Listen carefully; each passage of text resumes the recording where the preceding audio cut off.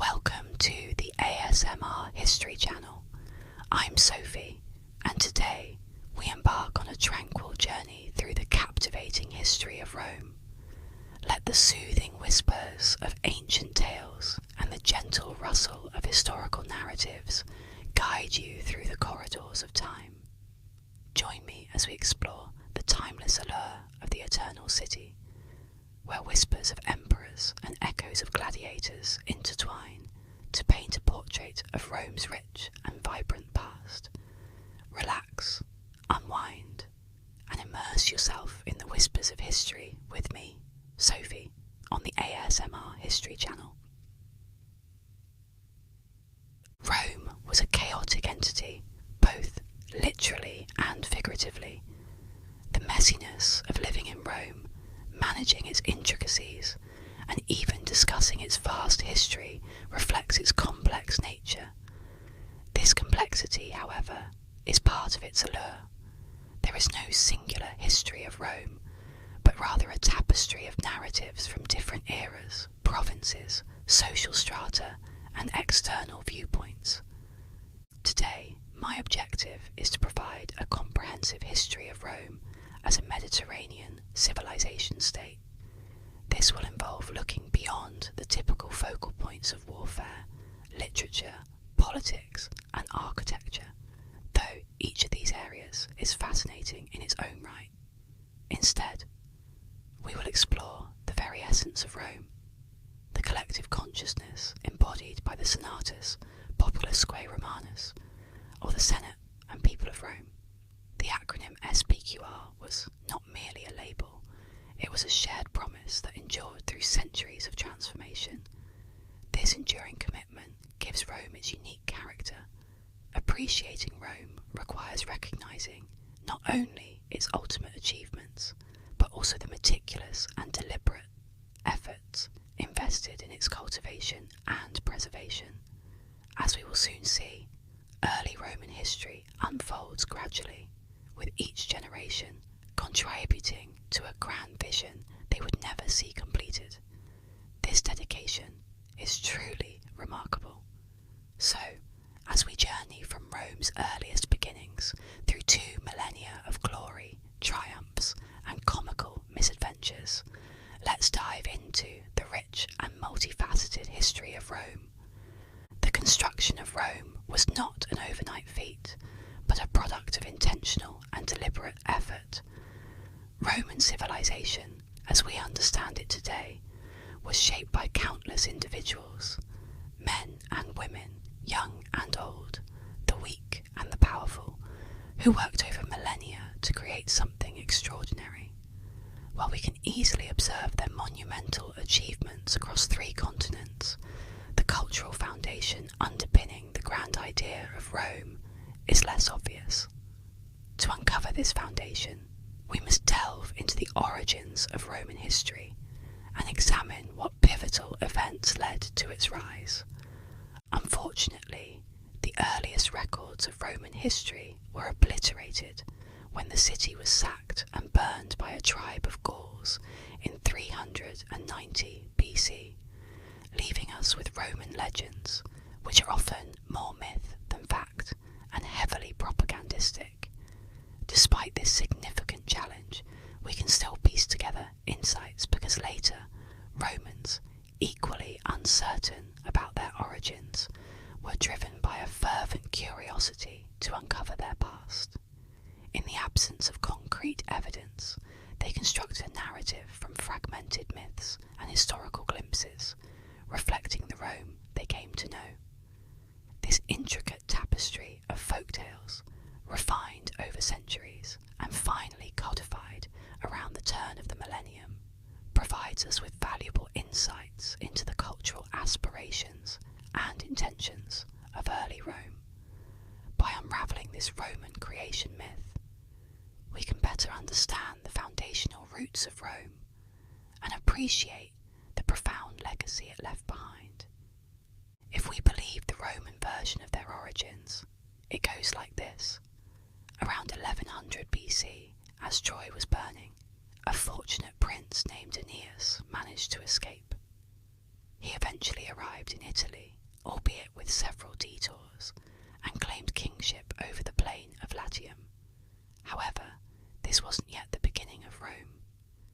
Romulus's descendants ruled in Alba Longa, located a short distance south of the Tiber River, for about 4 centuries. This dynasty continued until King Numitor was overthrown by his brother Romulus, who then forced Numitor's daughter Rhea Silvia to become a Vestal virgin, intending to end their bloodline. However, this plan failed spectacularly when the god Mars intervened, fathering twin sons with her, Romulus and Remus. Romulus ordered the twins to be drowned in the Tiber River, but they were saved and nurtured by a she-wolf.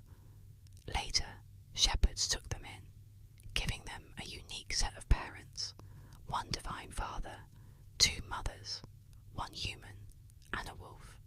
The twins grew up, overthrew the treacherous Romulus, and decided to establish a new settlement along the Tiber.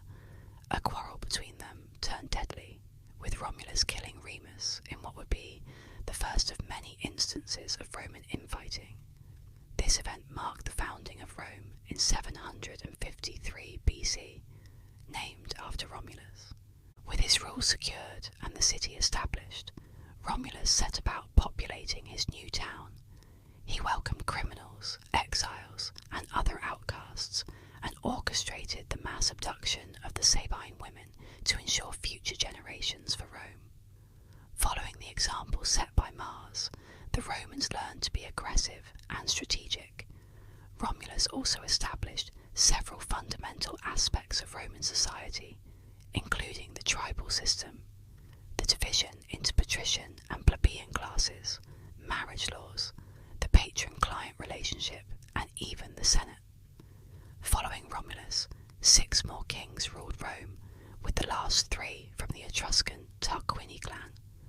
The final king, Tarquinius Superbus, or Tarq Superbus, was particularly despised for his tyranny. His continuous arrogance led to Rome's first coup d'etat in 509 BC, marking the end of the monarchy and the beginning of the Roman Republic. From there, Rome's military prowess and robust civic institutions set the stage for domination of the Italian peninsula and eventually the entire Mediterranean. This origin story is neat, dignified, somewhat self-serving, and most importantly, convenient. Let's dissect this narrative and critique its plausibility. Firstly, the founding date of Rome in 753 BC is an approximation proposed in the 1st century BC to coincide with the earliest Greek Olympics. The tale of Aeneas's journey to Italy, which resembles an Odyssean adventure, first appeared in Greek sources during the Roman Republic. The timeline places Aeneas in the Bronze Age, which is significantly earlier than 753 BC. The 4-century gap between Aeneas and Romulus remained unexplained until Dionysius of Halicarnassus seemingly fabricated the entire lineage of Alban kings in his Roman Antiquities in the 1st century BC. These kings have scant characterization, and some names seem derived from local Latin geography, suggesting Dionysius might have named hills and places after these so-called ancient kings to lend credibility to his narrative. The story becomes active again with Numitor and Romulus, who are central to the legend of Romulus and Remus. The twins' tale is overtly mythical. Even the historian Livy questioned the divine aspects of Mars and the she-wolf. However, an even more dubious claim is that 7 kings ruled Rome for a total of 244 years, averaging reigns of 35 years each. Such longevity was rare, matched by only 2 emperors before the fall of Western Rome. This part of the story appears designed to bridge significant chronological gaps between the well-documented establishment of the Republic in 509 BC, the approximate founding of the city in the mid-700 SBC, and the mythic Trojan origins of Aeneas in the Bronze Age. Everything else seems to be narrative embellishment to tidy up a complex history. In the Republican era, Romans grappled with reconciling their dual founders within the same tradition. It wasn't until the Augustan period that they managed to harmonise the narratives, with Aeneas founding the dynasty and Romulus establishing the city.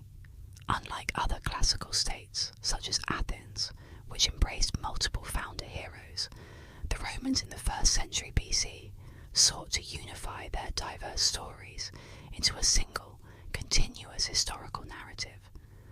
This wasn't about being factual in the modern sense, it was about creating a coherent story.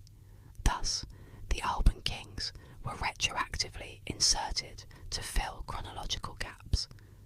But Aeneas and Romulus remain the pivotal figures.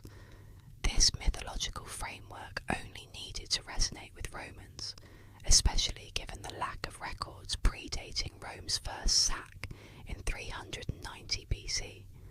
As pure history, it leaves us wanting more substance, but as a cultural artifact, it reveals what Romans valued and wanted others to know: their divine ancestry from Venus and Mars, their ancient lineage comparable to the Greeks, their diverse origins, their inherent civil strife, their fascination with wolves, and their opposition to tyranny. This origin myth encapsulates Roman identity, while the rest, as written by Livy, is just narrative embellishment. Although Romulus's legendary deeds seem ancient, they reflect later Roman values. His first act as king, welcoming outlaws and dispossessed individuals as citizens, may appear unheroic, but it highlights Rome's unique trait, its openness to diverse cultures and peoples. Rome considered itself the pinnacle of civilization, but was willing to adopt good ideas from others and integrate foreigners who embraced Roman customs and learned Latin. Unlike the Greeks, Rome readily granted citizenship to freed slaves, making it possible for individuals from any background to become Roman. This inclusive ethos underpinned Rome's expansive civilization. However, Rome's internal conflicts are also foreshadowed in the Romulus story, with its fratricidal origins hinting at the civil wars that would plague Rome for centuries. This tale, rather than justifying murder, serves as a sort of original sin, Rome's foundational crime that it would repeatedly confront.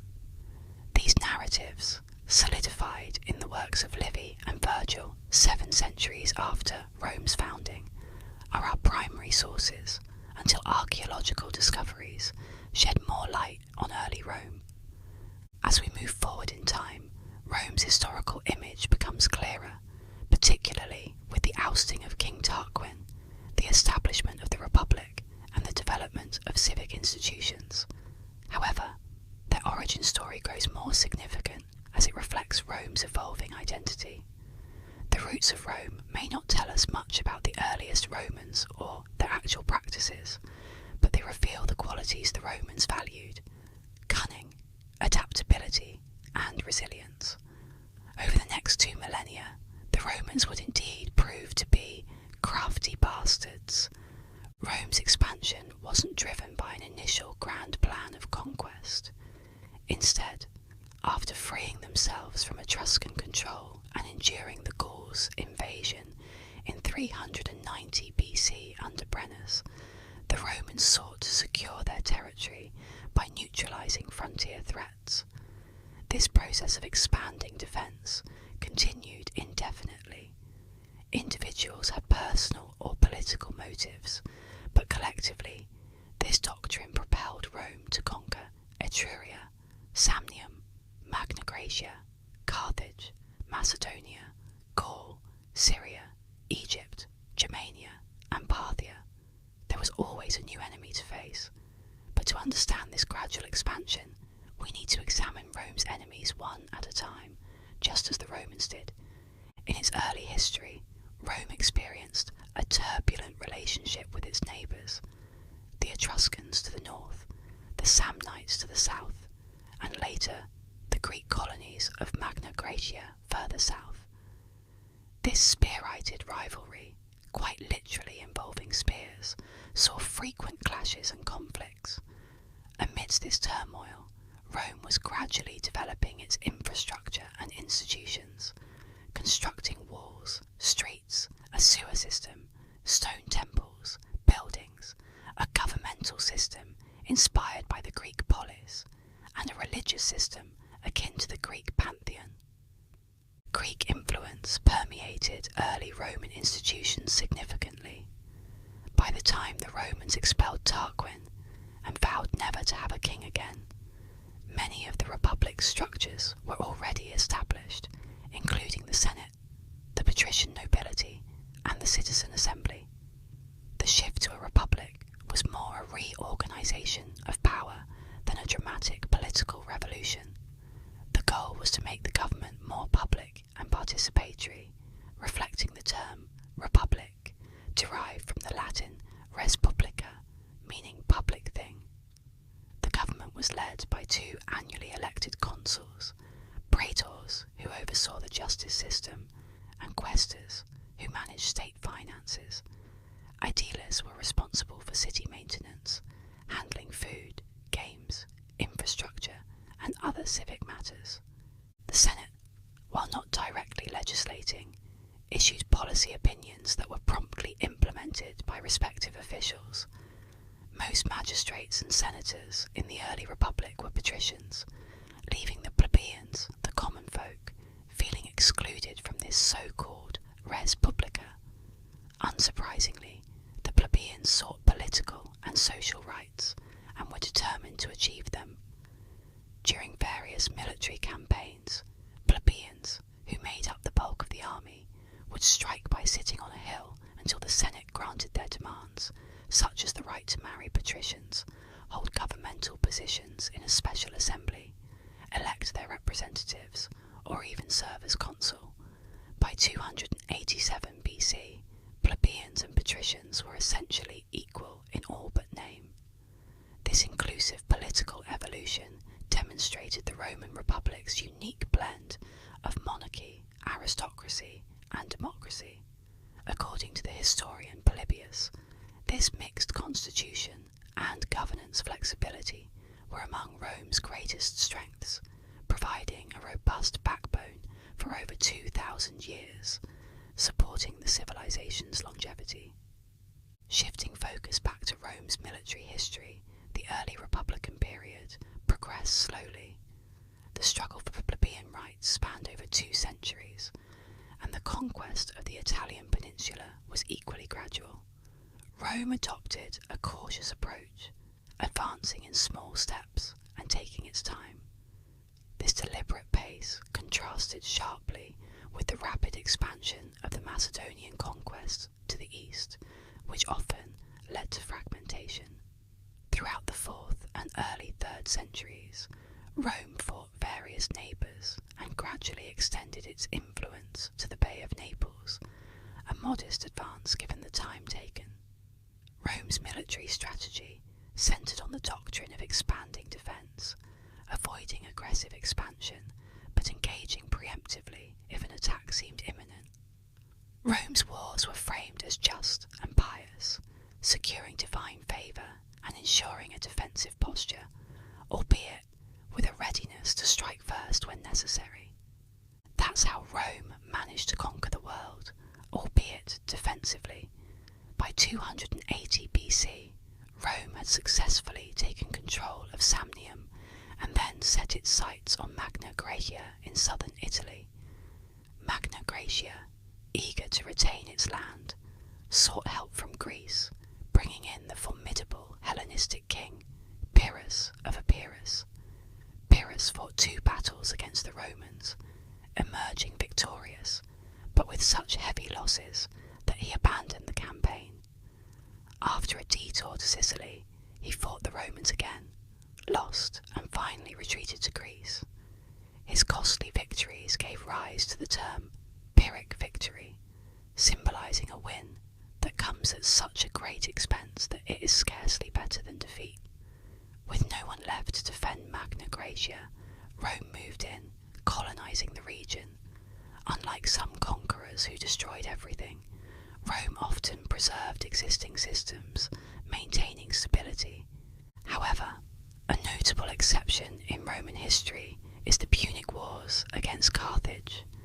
The First Punic War can be traced to a conflict involving some Sicilian pirates. Despite the inevitability of conflict between Rome and Carthage, their first war started when both were called to Sicily to settle a dispute between Syracuse and pirates. Lacking a navy, Rome quickly needed to adapt. Demonstrating their resourcefulness, the Romans reverse-engineered a fleet of ships from wrecked Carthaginian vessels. Despite initial setbacks, Rome won significant battles, including the monumental Battle of Cape Ecnomus. Ultimately, Rome emerged victorious, claiming Sicily and imposing hefty reparations on Carthage. Rome also seized Corsica and Sardinia, further humiliating Carthage. In the following decades, Carthage, under General Hamilcar Barca, colonized parts of Spain to mine silver for reparations. Hamilcar and his son Hannibal harbored deep resentment towards Rome. By 219 BC, Hannibal's attack on the Roman ally Saguntum in Spain prompted Rome to declare war. Hannibal famously led his army, including 37 elephants, across the Alps into Italy. Although most of the elephants perished, their presence struck fear into the Romans. In Italy, Hannibal's tactical genius shone through with victories in northern Italy, despite being deep in enemy territory with limited supplies. For 16 years, he wreaked havoc across the peninsula, burning farms and hoping to force Rome into submission. In 216 BC, at the Battle of Cannae, Hannibal delivered Rome's most crushing defeat. Using a clever tactical maneuver, he encircled and annihilated a vast Roman army, leaving Rome devastated. However, Rome's response was defiant. Instead of surrendering, they raised new armies and continued the fight, pursuing a strategy of harassing Hannibal without engaging in direct battle. Rome's resilience was remarkable. Despite losing 50,000 soldiers, they refused to concede, showcasing the tenacity and determination that characterized their rise to power.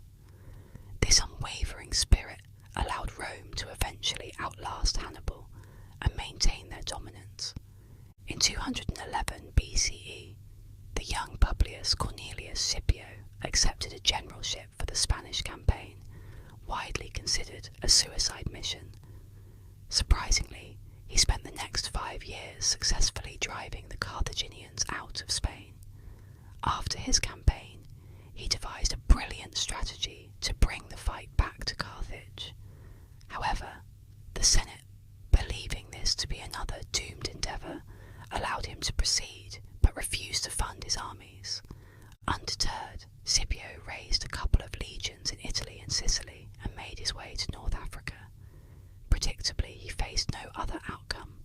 While Hannibal was an undeniably brilliant general, known for his audacious feats like crossing the Alps, campaigning in Italy for 16 years, and annihilating a Roman army, Scipio's genius lay in his distinctly Roman ability to adopt and adapt. The Romans excelled at recognizing and incorporating good ideas, and rarely repeated the same mistake. Scipio studied the Battle of Cannae and knew how to defeat Carthage. Recognizing the importance of the Numidian cavalry to the Carthaginian forces, Scipio exploited a Numidian civil war to secure some of their cavalry for himself. By doing so, he significantly weakened Carthage on his own turf and nearly forced their surrender when, surprise, Hannibal returned. History enthusiasts everywhere anticipated an epic showdown. On the eve of the Battle of Zama, Hannibal and Scipio allegedly met, as detailed in Livy's History of Rome, Book 30, chapters 30 and 31. It's worth reading. They began by admiring each other. Then Hannibal philosophized about fortune, offered Scipio life advice, and requested peace. Scipio responded, I was considering peace, but now that you've brought an army, I can't back down. Hannibal, I respect you, but you've left me no choice. I have to defeat you. The next day, the Battle of Zama saw decisive action. Scipio's Numidian cavalry routed the Carthaginian cavalry. The infantry battle was close until the Roman cavalry returned from behind the Carthaginian lines to secure victory. It was a hard-fought and intense battle, but the Second Punic War was won. Half a century later, amid Cato the Elder's persistent cause of Carthago delenda est, Rome returned to raze Carthage to the ground. Later tales embellished this victory with stories of salting the earth to prevent Carthage's resurgence. Literally, this is false, since Rome later built its own Carthage on the same site. However, the tale reflects how thoroughly they obliterated the Carthaginian state. This fable is a crucial part of Roman tradition, illustrating their extreme bitterness. There's regular bitterness, there's 90% dark chocolate bitterness, and then there's Rome's level of hatred, so intense they erase your empire forever. The moral is clear: Rome doesn't mess around, so don't mess with Rome. Salt or not, that much is true. With Spain and North Africa now thoroughly Romanized, the focus moved eastward as Rome proceeded to clean up the bickering and decaying Hellenistic kingdoms left in the wake of Alexander the Short-Sighted's campaigns.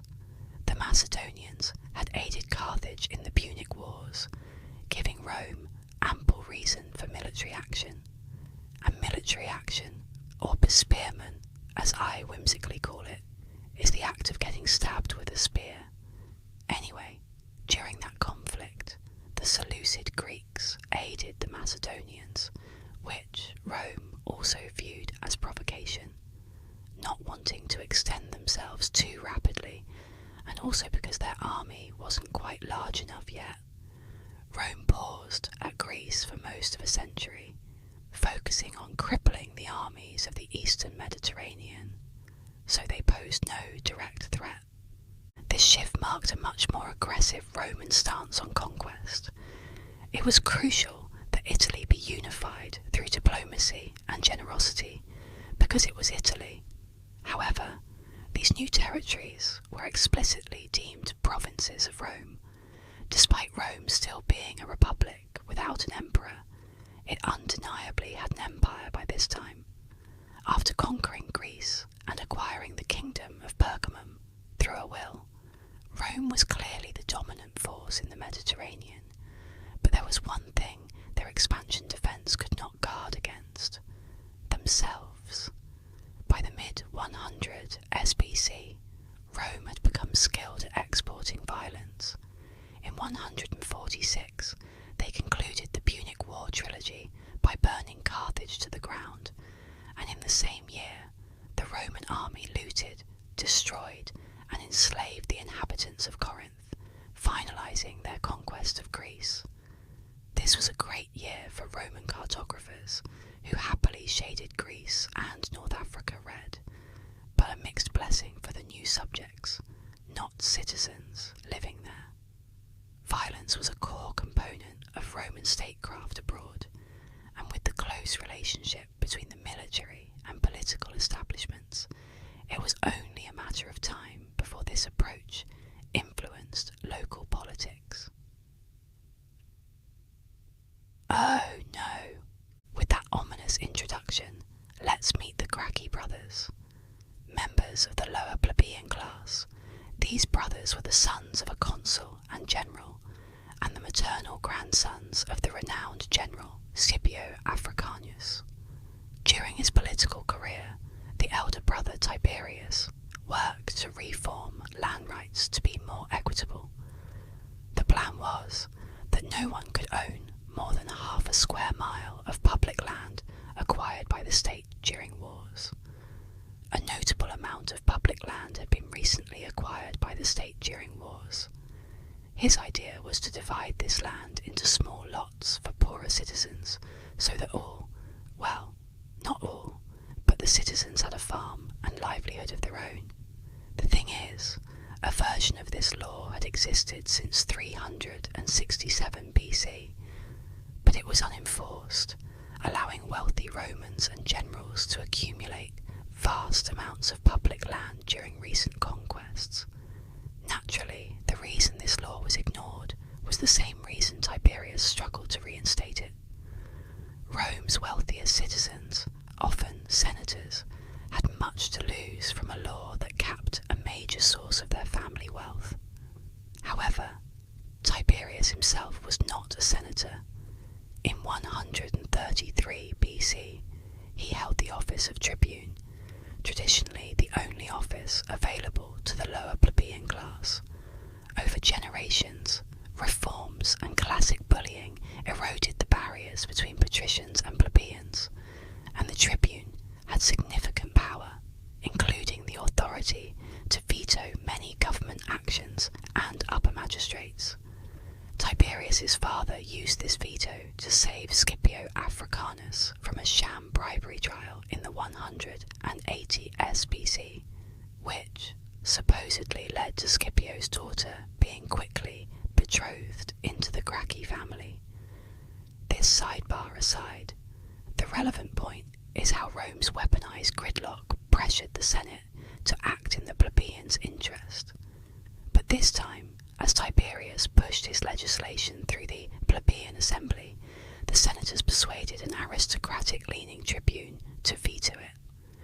This action was legal but unprecedented, and despite Tiberius's entreaties, neither the Senate nor the other tribune would relent. Consequently, Tiberius took an equally novel approach by deposing his fellow tribune, nullifying the veto, and finally pushing through the reforms, with himself and his family in charge of distributing land to the landless citizens. Even for Romans supportive of these reforms, this manoeuvre seemed dubious. A frivolous veto was one thing, but deposing a tribune and passing a law with clear conflicts of interest painted Tiberius as a potential menace.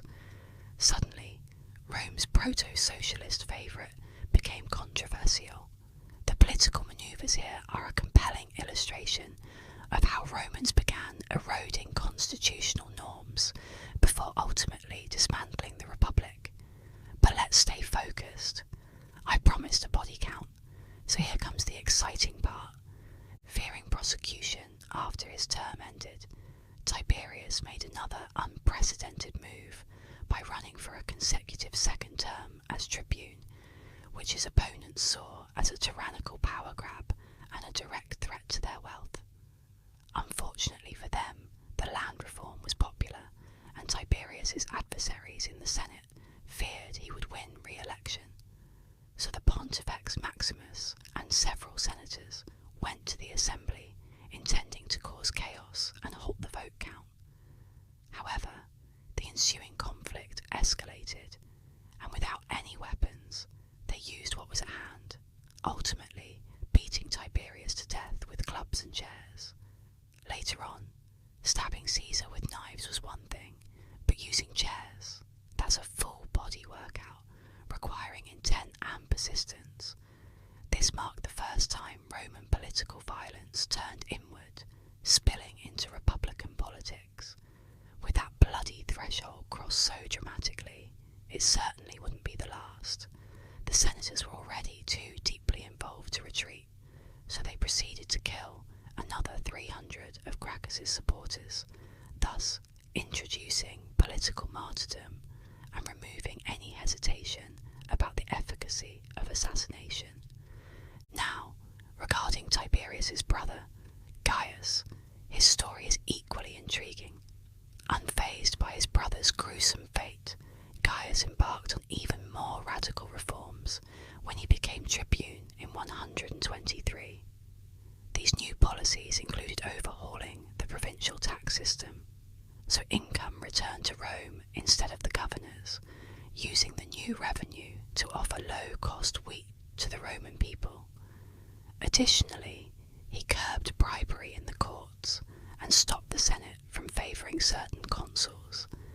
Gaius Gaius's consistent strategy was to prevent senatorial corruption by elevating the equestrian class to advisory and oversight roles in the Republic. Far more ambitious than Tiberius's land laws, this comprehensive set of reforms touched nearly every level of government, from revenue to public programs, courts to consuls, requiring significant support to pass. Gaius allied with the equestrians, offering them new authority and prestige in exchange for passing laws to help the poor and improve the Republic's functioning. While this all seemed noble, remember that Gaius's brother was assassinated, so he understandably held a grudge. To address this, he limited the Senate's power to prosecute without the Assembly's consent, and forbade anyone deposed by the Assembly from holding any other office. On paper, this was a power grab for the Assembly, but those were also reasonable laws. Despite the Senate's animosity, he remained extremely popular with the Roman people, securing a second consecutive term as tribune in 122. However, Gaius misstepped by raising the issue of citizenship. Essentially, Rome was Rome, and proper Romans were citizens, but outside Rome, the Latin-speaking population weren't citizens, and other Italians in the peninsula had even fewer rights than the Latins. Gaius sensed widespread discontent among these allied non-citizens, and thought he could win them over by granting Latin rights to free Italians and making Latins full citizens. One could imagine how such a grateful new voting bloc would gladly elect Gaius to anything forever.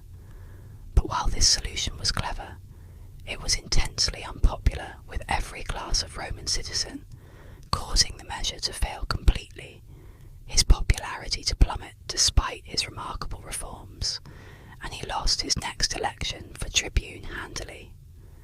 Wait, hold on. This isn't an assassination, it's just realpolitik. Damn it. Wait, there's another page. Oh yeah, here we go. So one of Gaius's favourite policies was establishing new colonies for Roman citizens in Carthage and Italy, giving proper Romans places to live in these freshly conquered provinces they fought so hard to obtain. But the new tribune wanted to dissolve these colonies, prompting Gaius to instigate illegal protests against it, and during the resulting skirmishes, one of Gaius's supporters was killed. The Senate, alarmed by the chaos, feared a classic Gracchi brothers power move, so they enacted the Senatus Consultum Ultimum, an ultimate decree labelling Gaius and his allies as enemies of the state, and giving themselves the power to strategically eliminate them. Consequently, the senators went into action. Gaius and his followers fortified themselves atop the Aventine Hill, so the consul raised a mob and brought soldiers into the city to fight their way up. Sources vary on the specifics as usual, but Gaius likely fell on his own sword before the Senate found him. So, technically, he wasn't actually assassinated. However, 3,000 of his supporters were definitively killed during and after the riot, and that purge created a blueprint for targeted political violence that future Romans would eagerly follow. In the years that followed, nearly all of Gaius's laws were repealed, but his impact lingered throughout the last century of the Republic. His significant reforms remained highly controversial, and the political violence of his era became alarmingly common. Decades later, the issue of citizenship sparked the social war in 91 BC, which ended with all Italians receiving full citizenship, but nearly toppled the Roman state in the process. Meanwhile, the equestrian class greatly benefited from Gaius's reforms, gaining vast new powers without the checks or traditions that kept the Senate somewhat restrained. The Roman Republic didn't collapse overnight, and the worst of its civil wars were yet to come, multiple times over. But the reforms, political struggles, and violent deaths of the Gracchi brothers made corruption easier,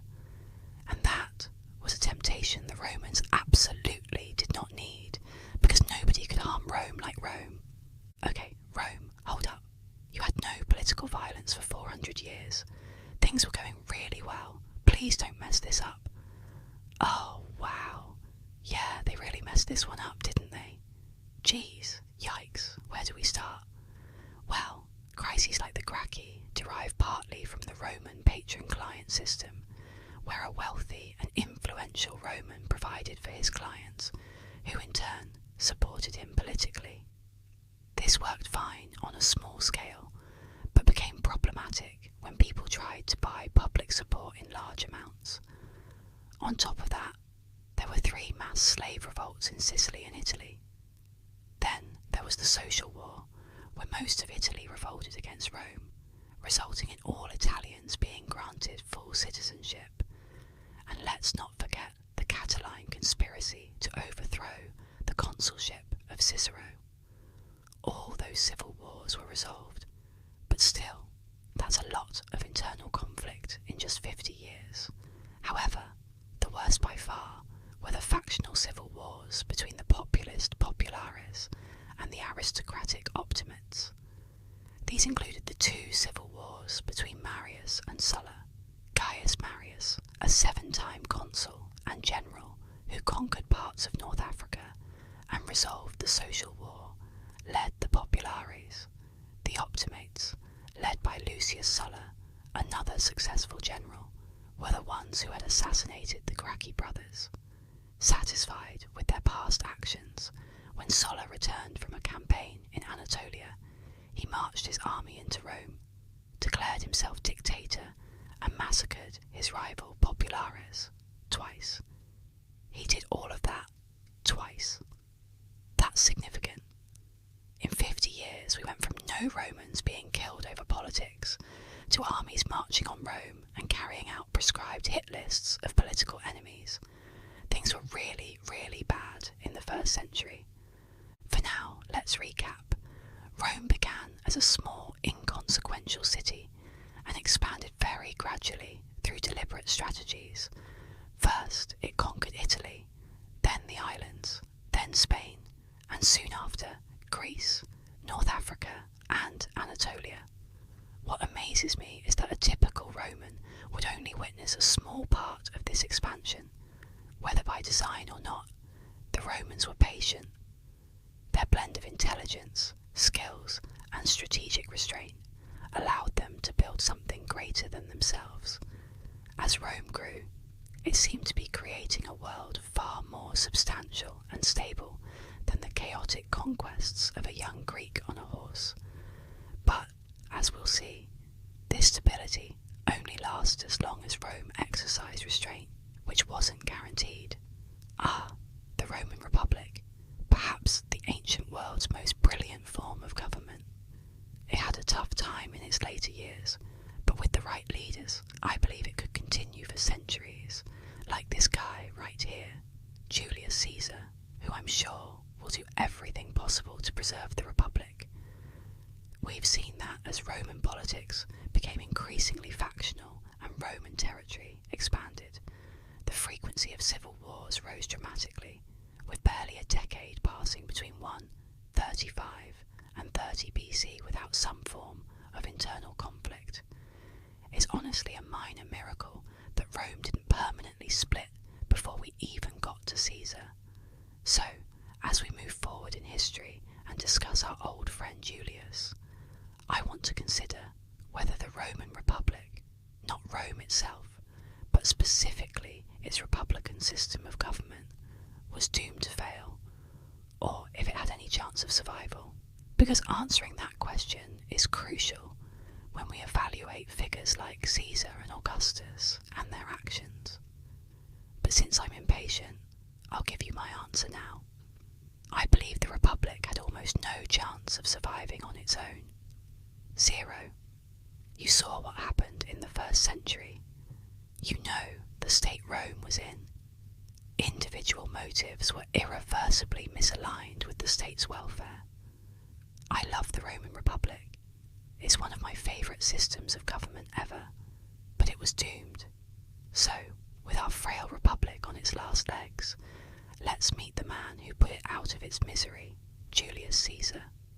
To illustrate what kind of person Caesar really was, I'll tell you a story about some Cilician pirates, Caesar was in his early 20s, he was captured by a band of pirates who intended to ransom him for 20 talents of silver.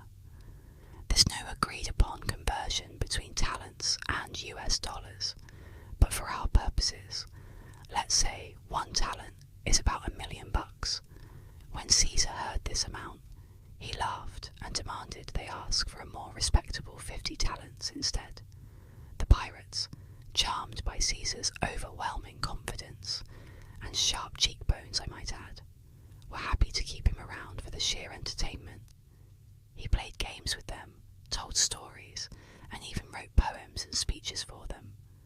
Sometimes they'd joke about how bad his speeches were, and Caesar would respond by saying that when he got free, he'd come back and crucify every last one of them, which the pirates found hilarious. Eventually, the pirates got their 50 talents and let Caesar go. But about 5 seconds later, Caesar returned with a fleet, arrested all of them, and casually reclaimed his 50 talents. He brought the pirates to the provincial governor, but since the governor didn't seem to care much, Caesar took matters into his own hands and kept his promise by crucifying all of them. Fun. The moral of the story is that Caesar cared a lot about his image, was incredibly charismatic, wasn't afraid to take matters into his own hands, and didn't mess around. Moving on to more historically significant topics, Gaius Julius Caesar was a wealthy nobleman from a distinguished family that traced its lineage back to the epic hero Aeneas and his mother, Venus. However, Caesar felt slighted because his father had never become consul. In Roman culture, the idea of nobilitas was based on the notion that one could inherit excellence but needed to prove it through commendable achievements in the present. Unlike the Middle Ages, the Renaissance, the Enlightenment, the Industrial Revolution, and the early modern period, one couldn't simply rely on family prestige. Action was required in ancient Rome. Caesar's father's lack of a consulship was a significant issue, so his main goal in life was to validate his nobilitas by becoming consul. To achieve this, he allied with 2 prominent Romans, Crassus, the wealthiest man in Rome, and Pompey, Rome's most accomplished general, forming an informal alliance known as the First Triumvirate. They were all close allies. Pompey married Caesar's daughter. Crassus financed Caesar's path to the consulship in 59 BC, and Caesar passed laws benefiting both Pompey and Crassus. It was an advantageous arrangement. While pushing through debt forgiveness and land redistribution legislation, Caesar definitely, violated several procedural norms and engaged in illegal activities.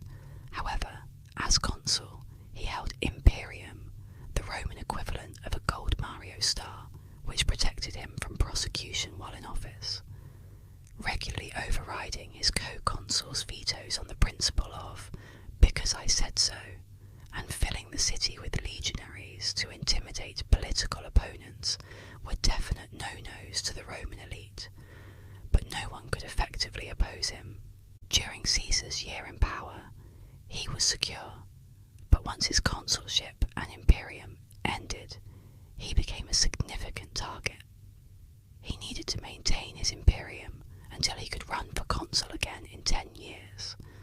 Conveniently, governors and generals also held imperium, so Caesar's next move was to secure a governorship of a province and command of a few legions to campaign with all the imperium he needed until he could run for consul again.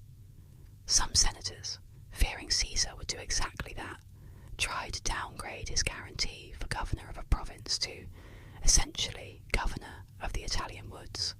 However, Pompey and Crassus, once again, had enough influence to overturn that. Wealth and military might tend to get you a lot in life. This situation highlighted the Republic's fragility.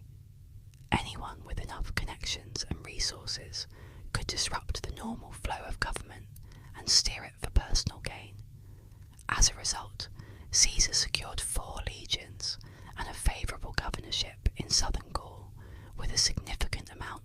military imperium to keep him safe and began campaigning in Gaul for the next 10 years. It's remarkable how much we know about these campaigns, largely because Caesar wrote extensive commentaries on them.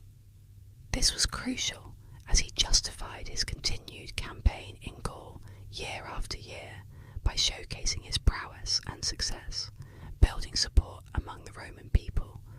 Plus, we gained a historical record from it, so it was a win-win situation. Caesar's writings might be notoriously dull to read, but we can overlook that for now. Let's cover Caesar's campaign in enough detail to be thorough, yet concise enough to not overstay our welcome.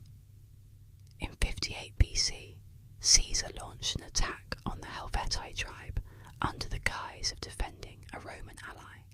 Because Rome would never strike without provocation, of course. At the end of each campaigning season, Caesar left his armies in Gaul and spent winters in northern Italy. The following year, he ventured north, won a battle, and was ambushed once. In 56 BC, Caesar accused the Veneti tribe of revolting from Rome, despite their location in distant Finisterre, leading to their conquest. By this point, it was clear Caesar considered all of Gaul as essentially Roman territory. The next year, Caesar doubled down on the Gaul is Roman narrative. He perceived Britain and Germany as threats to Gaul, and therefore to Rome, leading him to bridge the Rhine and attack some Germans before crossing the English Channel. His initial invasion of Britain was a failure, so the next year he returned with a massive fleet, pushing as far north as the Thames. After his previous year's humiliating scramble on British beaches, Caesar needed to demonstrate Rome's might, to his enemies, to himself, and to the Romans back home. Oh, and he also lost an entire legion to a winter ambush. Whoops! In 53 BC, he revisited Germany, leaving half his bridge intact as a "don't make me come back" warning. The following year marked the peak of the campaign, as King Vercingetorix unified the remaining Gallic tribes against Rome. After some back-and-forth skirmishes, Vercingetorix fortified himself in the hill city of Alesia. Caesar needed to besiege the city, while also guarding against potential attacks on his own forces, so he built a 10-mile-long wall facing inward and a 14-mile-long wall facing outward. That's 24 miles of fortification, showcasing Caesar's determination to capture Alesia. Then, a massive Gallic force approached to relieve the city. Caesar cunningly sent a cavalry detachment to attack, which the Gauls mistook for the first wave of a larger Roman reinforcement, causing them to panic and flee. Consequently, Caesar took the city, effectively securing all of Gaul under his control. That's how you conduct a campaign. The next 2 years were spent mopping up the remaining resistance, as Caesar still had a few years before he could legally buy his way to the consulship again. Complicating matters, Crassus died in Parthia, and Pompey, feeling emboldened, persuaded the Senate to rescind Caesar's governorship of Gaul. Even the triumvirate, supposedly immune to factionalism, fell victim to it. This was not a good sign. Realising that returning to Rome alone was a near certain death sentence, Caesar, feeling confident, decided to cross the Rubicon River with the 13th Legion, famously declaring, "Alea jacta est," the die is cast. Pompey and most of the Senate promptly fled to Greece. Caesar, rallying the people's support, was proclaimed temporary dictator with the aim of restoring peace, despite having instigated the civil war. Against all odds, he crushed Pompey's forces in Greece at the Battle of Pharsalus. He then pursued Pompey to the ends of the earth, or rather, to Egypt. Seeking refuge with the boy King Ptolemy, Pompey was shockingly beheaded instead. A truly terrible way to begin a vacation. Caesar was utterly appalled to see Pompey Pompey's head, because first and foremost it was revolting, but also because Pompey was a fellow Roman citizen and Caesar had planned to pardon him rather than execute him. This serves as a reminder of how effective communication can prevent disasters. Caesar was quite known for his clemency, which was his hallmark, excluding the pirates he crucified. Besides some minor pardons during the Gallic campaign, Caesar pardoned nearly all of Pompey's army and his supporters who fled to Greece.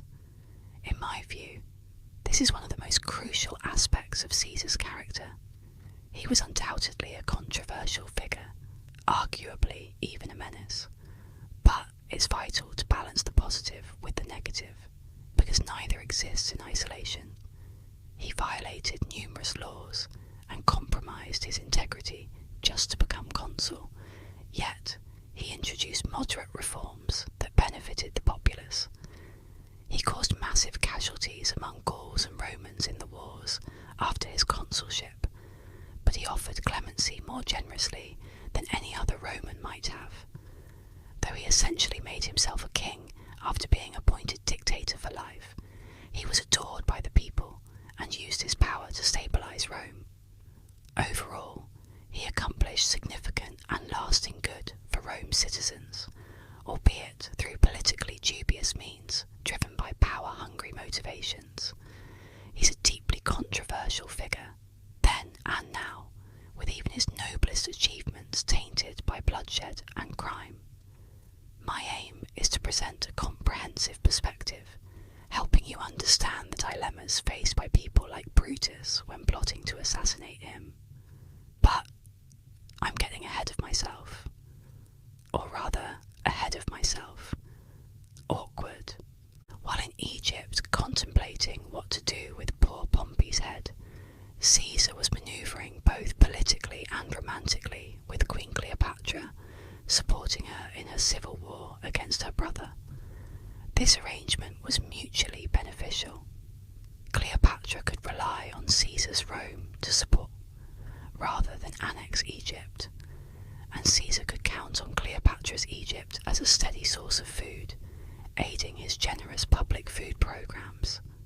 Additionally, Cleopatra was reportedly an utterly captivating conversationalist, making the alliance even more advantageous. After Caesar returned to Rome, his term as dictator was extended to 10 years. During his dictatorship, Caesar implemented numerous reforms promoting public welfare, governmental efficiency, and general stability. He limited the political and military power of provincial governors, primarily to prevent others from doing to him what he did to Pompey and the Senate. He reformed the cumbersome old Roman calendar so effectively that a version of it is still in use today. He also conducted a census, initiated several building projects, unified the Roman provinces more closely with Italy, and overall proved to be a remarkably competent leader. Did he engage in numerous illegal activities to reach this point? Absolutely. But did he enact significantly beneficial reforms that the people cherished? Absolutely. After a lengthy career of disrupting the system, Caesar's first and ultimate mistake was assuming no one could do to him what he did to the Republic. In March 44 BC, Caesar was named dictator for life, causing many senators to become very uneasy because he was essentially a king, and Rome still had a strong aversion to kings. Thus, on the Ides of March, Brutus, Cassius, and about 60 other senators surrounded and killed Caesar in Pompey's theatre. Ironically, Caesar's final moments are highly debated, but I believe that upon seeing Brutus, his friend whom he had pardoned after Pharsalus, among the conspirators, he accepted his fate and fell, covering his face with his toga. I don't think Caesar had the eloquence for grand last words while being stabbed 23 times. No one does. The assassins fancied themselves as liberators and restorers of the Republic, but failed to recognize that the Romans genuinely liked Caesar because because he was a generous and effective leader. While I disapprove of Caesar's motives and methods, I detest his assassins. He granted them clemency, and they killed him. Dante places Brutus and Cassius in the lowest circle of hell for betraying their benefactor, and I agree with Dante on this one. So, that's Caesar, stabbed 23 times and left to die on the floor of the Curia. Brutus and Cassius, sensing the public's mood, fled to Greece to gather an army. In my opinion, Caesar effectively dismantled the Republic long before he officially became dictator. He demonstrated how fragile the system was. Let's break it down. He bribed his way into power, forced legislation through the Senate illegally, intimidated his opponents with threats of violence, avoided any repercussions through technicalities, used Roman resources for his own gain, marched a legion into Rome, and initiated a civil war for his personal benefit. The bulk of Caesar's political career was either blatantly unrepublican or outright illegal. Remember, only after all this did the Senate first name Caesar as dictator. By the time he was named Dictator Perpetuo and essentially became a monarch, he had already shown that the Republic was fundamentally flawed. For much of the Republic's history, its strength came from exceptional Roman collaboration, but its downfall was due to the selfishness of powerful individuals. People realised how fragile and exploitable the Republic's institutions were when stretched across the Mediterranean. Thus, Rome faced two possible outcomes: continuous civil wars tearing it apart, or a governmental shift to reduce the chances of such conflicts. Without a complete overhaul of the Republic's core mechanisms, it was monarchy or bust to stop the chaos.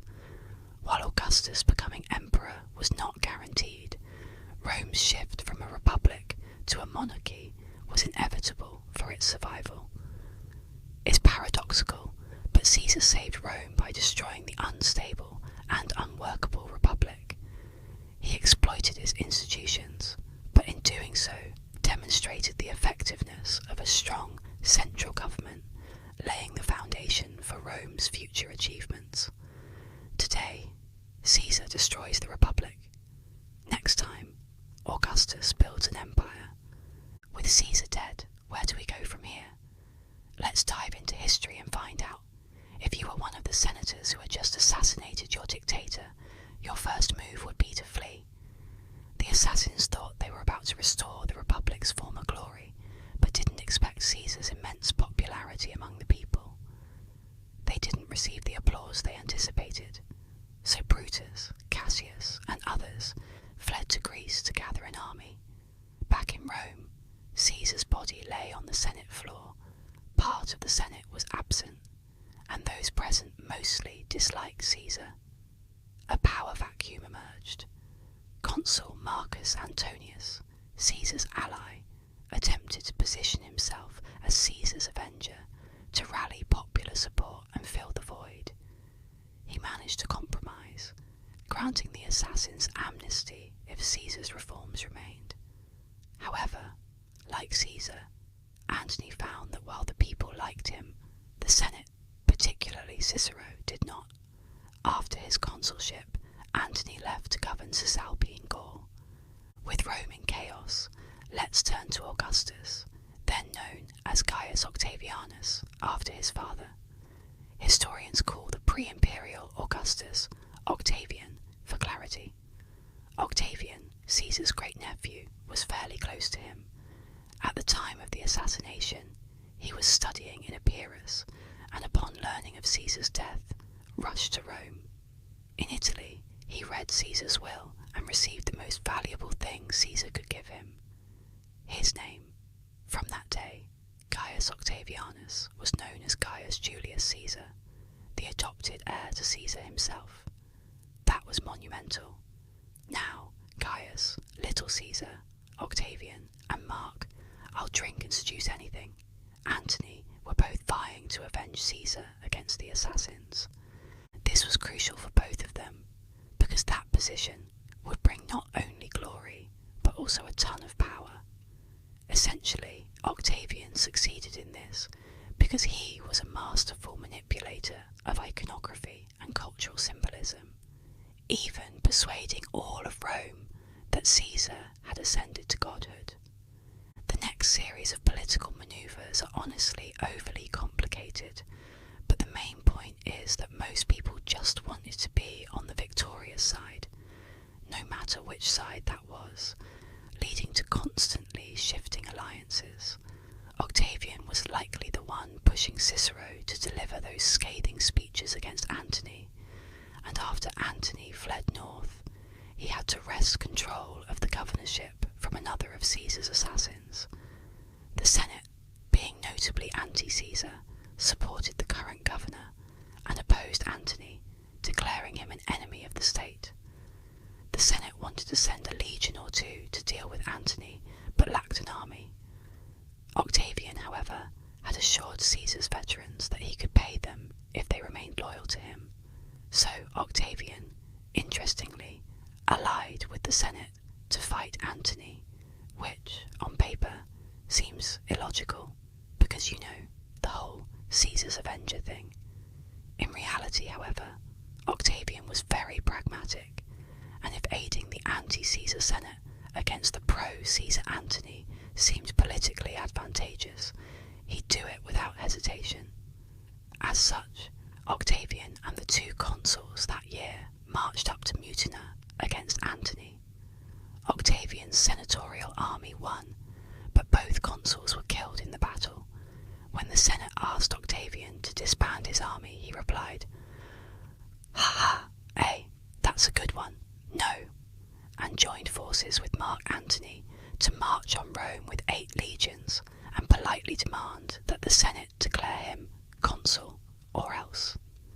And they did. With the Senate's reluctant agreement, Mark Antony went to Spain to meet up with his Caesarian political ally, Marcus Lepidus. Meanwhile, remember Pompey? First triumvirate, fought a civil war with Caesar, beheaded on an Egyptian beach. Yeah, that guy. So the Senate granted Pompey's son Sextus command of the Republic's entire navy and Sicily as a base. Also, Brutus and Cassius were happily serving as governors of Macedonia and Syria, respectively, just doing their thing, building up their armies, all that jazz. The Senate got a really great deal out of that amnesty agreement.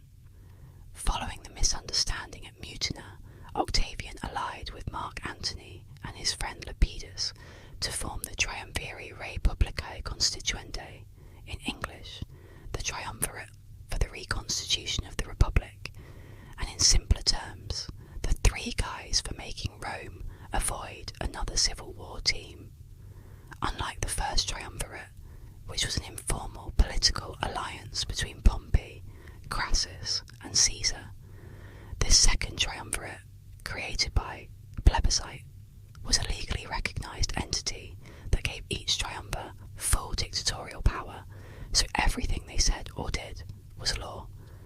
Now, what exactly reconstituting the Republic meant was up for debate, but as far as the triumvirate was concerned, the most pressing matter was dealing with Brutus and Cassius in the east, and financing the armies needed for that would have been quite costly.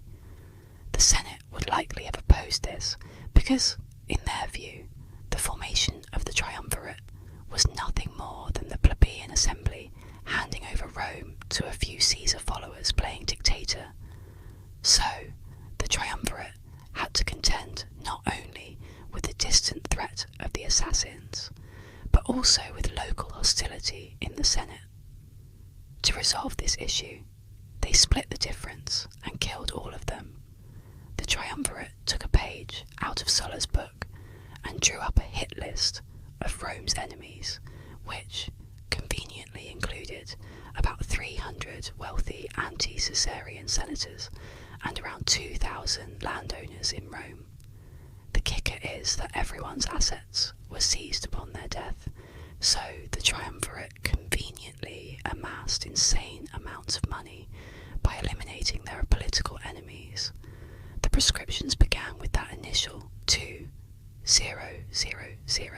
some odd people, but quickly expanded to double that number. They wiped out over a third of the Senate. This was obviously pretty brutal. I mean, it worked, but wow.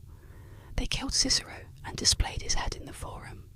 There's no way the triumvirate comes out of this not looking like murderous tyrants. Civil war is one thing, but this was domestic slaughter. The next major event for the triumvirs was to use their unlawfully acquired wealth to fund a campaign against the assassins. Antony and Octavian marched their forces into Greece and faced Brutus and Cassius at Philippi. Antony defeated Cassius, who then committed suicide, while Brutus overran Octavian's camp. But conveniently, Octavian survived because for some reason he wasn't present. Suspicious. After that, Antony returned to Octavian's camp and defeated Brutus, who also took his own life. So the triumvirs emerged victorious, but Antony did all the heavy lifting, and there's a possibility that Octavian may have completely avoided the battle. Forget the proscriptions. To the Romans, Philippi was the biggest blot on Octavian's record, and you can see him trying to compensate by using calculated military imagery for decades afterward. After Philippi, the Republic was somewhat slightly restored, and following a reconquered East and a decimated Senate, the triumvirs became the most powerful figures in the Roman world. They divided it into East, West, and South, with Octavian taking Italy, Spain, Gaul, and Illyria, Antony taking Greece, Anatolia, Cyrenaica, and Syria, and poor Lepidus getting Carthage and a small part of the African coast. If you sense that Lepidus was irrelevant, you're right. He was. Poor Lepidus. On paper, things appeared peaceful and stable, but late Republican Rome, it really wasn't. I mean, 3 people, 2 people, each controlling a third, half of the Roman world, each of whom was aiming to emulate Caesar's model of solo ruling Rome. That's fine, right? Yeah, I'm sure they'll be just totally perfectly fine.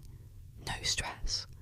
After Caesar's assassination, Roman politics got even stranger than they were in the previous century, which, given the frequent and pervasive civil wars, is really saying something.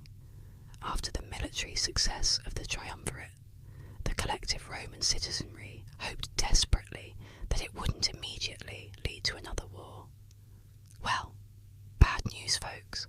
The Roman Republic had been living on borrowed time for over a century by this point, so realistically, we're looking at 4, maybe 5 minutes, tops, before it all collapses.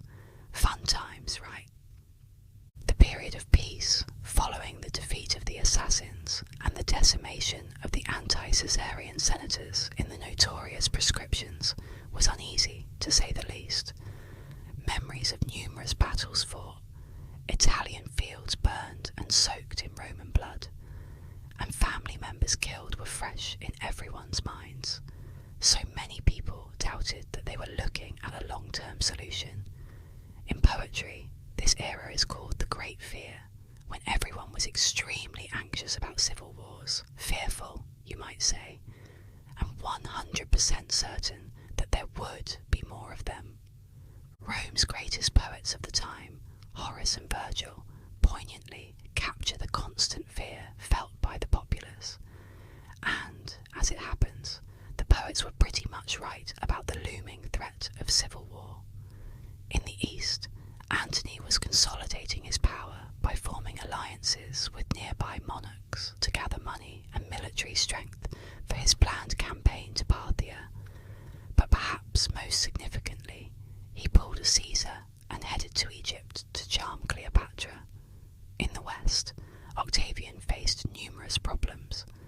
His land reforms earned the sympathy of his legions, but effectively alienated the rest of Italy, because that's what tends to happen when you seize people's land and give it to your army instead. In 40 BC, Antony's wife, Fulvia, led a revolt against Octavian and briefly captured Rome. Octavian then drove them out to Gaul and crushed the uprising, after which he sacrificed 300 of the conspirators, not imprisoned, not merely executed, sacrificed. Octavian conducted human sacrifices of fellow Romans on the altar of the deified Julius Caesar. The ancient world was accustomed to animal sacrifices, but when it came to people, Romans did not practice that. So, I'm just going to add this next to mass murder of wealthy Romans on the list of Octavian's deeply disturbing personality traits. Now, the golden rule of late Republican Rome is that anyone named Pompey is bound to be a colossal nuisance for anyone named Caesar, and that's definitely the case here. Sextus Pompey, son of Pompey the Headless, had been causing trouble in the Mediterranean for the better part of 8 years following Caesar's assassination.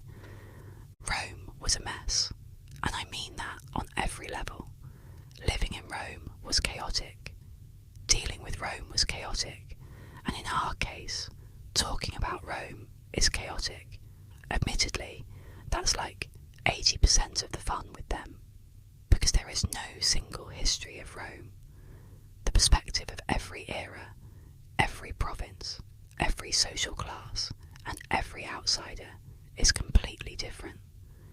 Instead, my aim today is to narrate a comprehensive history of Rome as a Mediterranean civilization state, not just focusing on warfare, nor literature, nor politics, nor architecture. Man, I wish, and certainly not imperial tabloid scandal, but a history of the idea of Rome, the collective consciousness that defines the Senatus, Populusque Romanus, the Senate and people of Rome. Those 4 letters, SPQR, weren't just a moniker the Romans called themselves. It was a communal promise that remained true throughout centuries of evolution and change. And qualities like that make Rome feel really special. There's honestly nothing like it, and I think it's important to appreciate not just what Rome became, but how much slow, careful, calculated effort was put into its cultivation and preservation. As we'll see in a minute, early Roman history is a notoriously slow burn, as generation after generation dedicated themselves to something they'd never see the end of. And I just think that's really cool. So, as we start from the very beginning of the Roman story and weave our way through 2 millennia of glory, triumph, and deeply hilarious disasters, let's dive into history. Rome was not built in a day, but it was built, consciously and with intentionality. Roman civilization, as we understand it, is the product of millions of people, men and women, young and old, weak and powerful, working over millennia to make their culture something spectacular. We can see that they built and accomplished amazing things across 3 continents, but what's less obvious is what they built on. Not literally, mind you, that's usually just brick or stone, but what cultural foundation sustained so huge an idea as Rome? That's the kind of question that takes us to the very beginnings of their history, as we try to figure out what inciting incident led to all of this. However, any records from the earliest Roman chronicles are agonizingly absent, as the city was sacked and burned in 390 by a tribe of Gauls, so we are instead left at the mercy of Roman legend, completely ahistorical and highly propagandistic. But, despite this rather considerable setback in understanding the earliest roots of Roman history, we can work with this, because later Romans also didn't know where exactly they came from, and were voraciously curious to fix that. So, lacking a verifiable answer, they instead devised one, consciously and intentionally compiling a narrative out of half-remembered myths and historical foreshadowing of the later Rome they knew. This web of folk tales, retold and refined by centuries of storytellers until their codification around the turn of the millennium, is our best source of cultural intent and ambition for the Rome that was to be. So, let's untangle this Roman creation myth to better understand the underlying roots of Rome. If we take the Romans at their word, their origins goeth thusly: 1100 something or other BC, Troy's on fire, and one lucky prince, Aeneas, escaped. He made his way to Italy with interruptions and won kingship of the plain of Latium, but it's not Rome time quite yet. His descendants ruled in Alba Longa, a short way south of the Tiber River, for 4 centuries, until the Alban king Numitor got deposed by his brother Romulus, who made Numitor's daughter, Rhea Silvia, a Vestal virgin to ensure the bloodline ends with her. This was always a failing strategy when Olympians were afoot, and sure enough, the war god Mars slid in to give her twin sons, Romulus and Remus.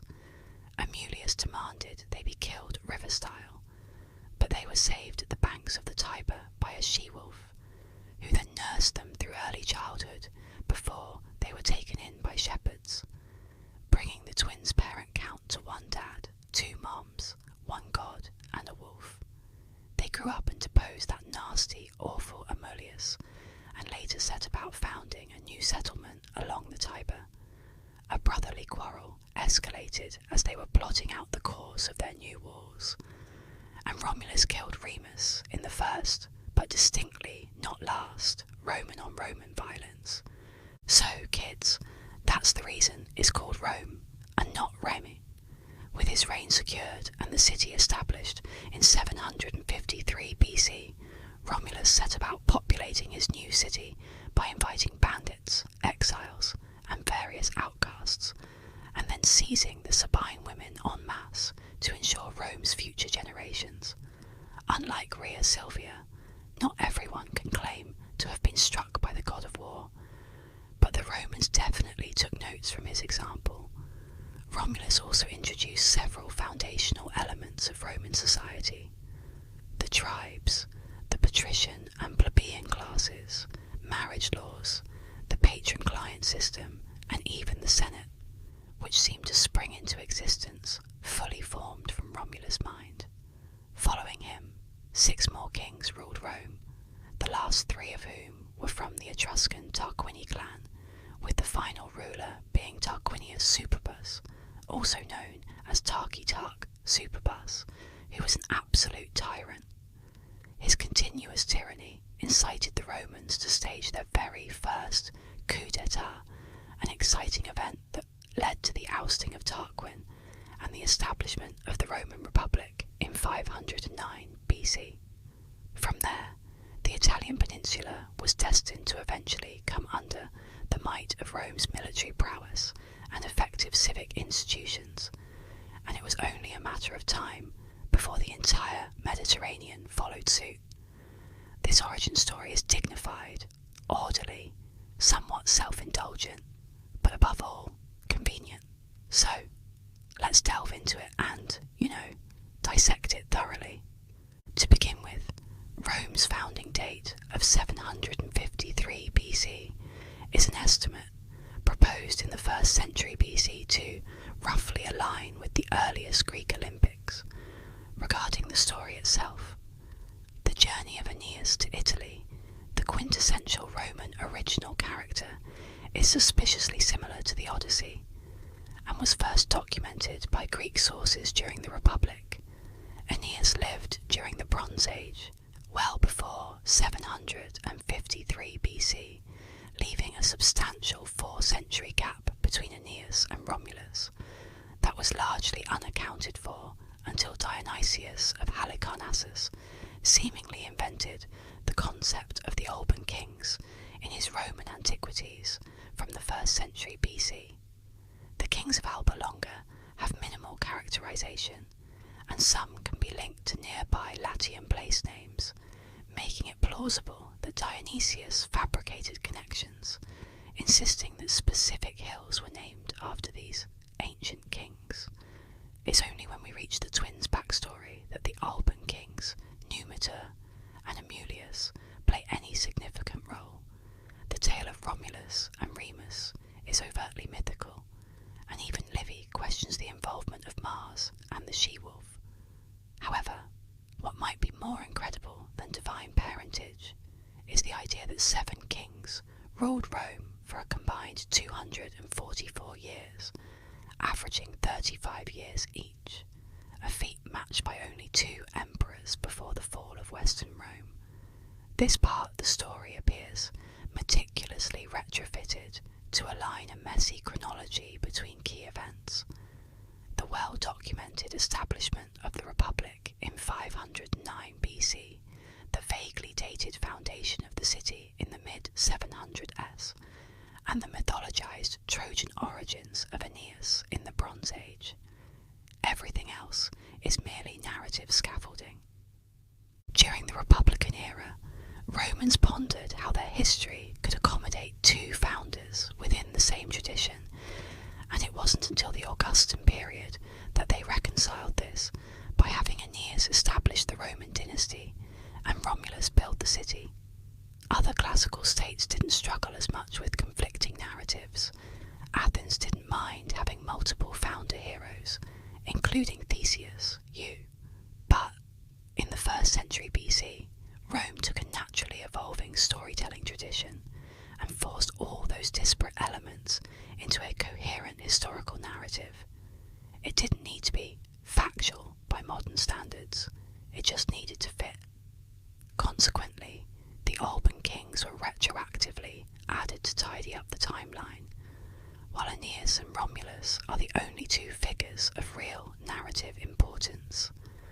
Rome's legendary origins needed to make sense primarily to the Romans themselves, and in the absence of records predating Rome's first sack in 390 BC, this narrative is the closest thing we have to a primary source. As pure history, it inevitably leaves us wanting more substantive evidence. But, as a cultural artifact, this origin story reveals everything the Romans needed to know about themselves and wanted others to understand.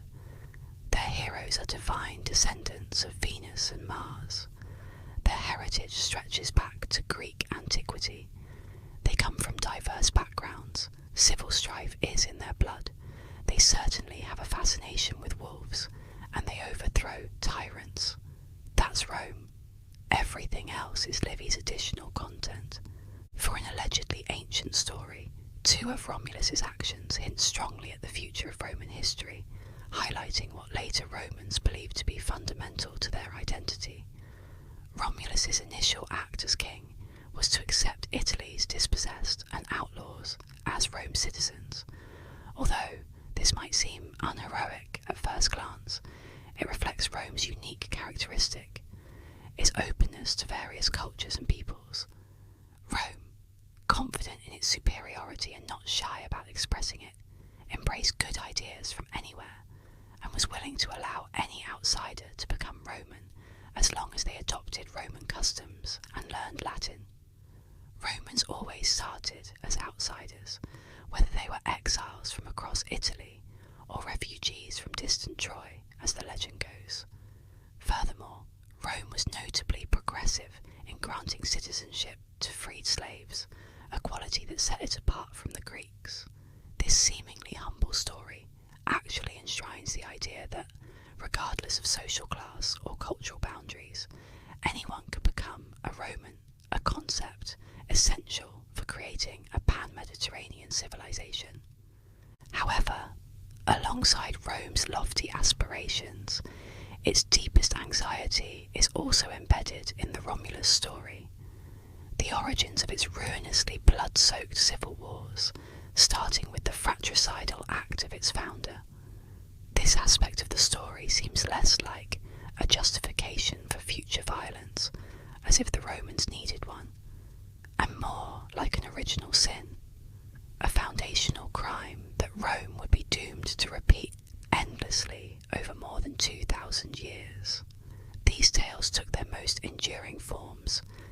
centuries after the supposed founding of the city, in Livy's History of Rome and Virgil's Aeneid, as we await potential archaeological discoveries to shed light on the earliest settlements near the Tiber.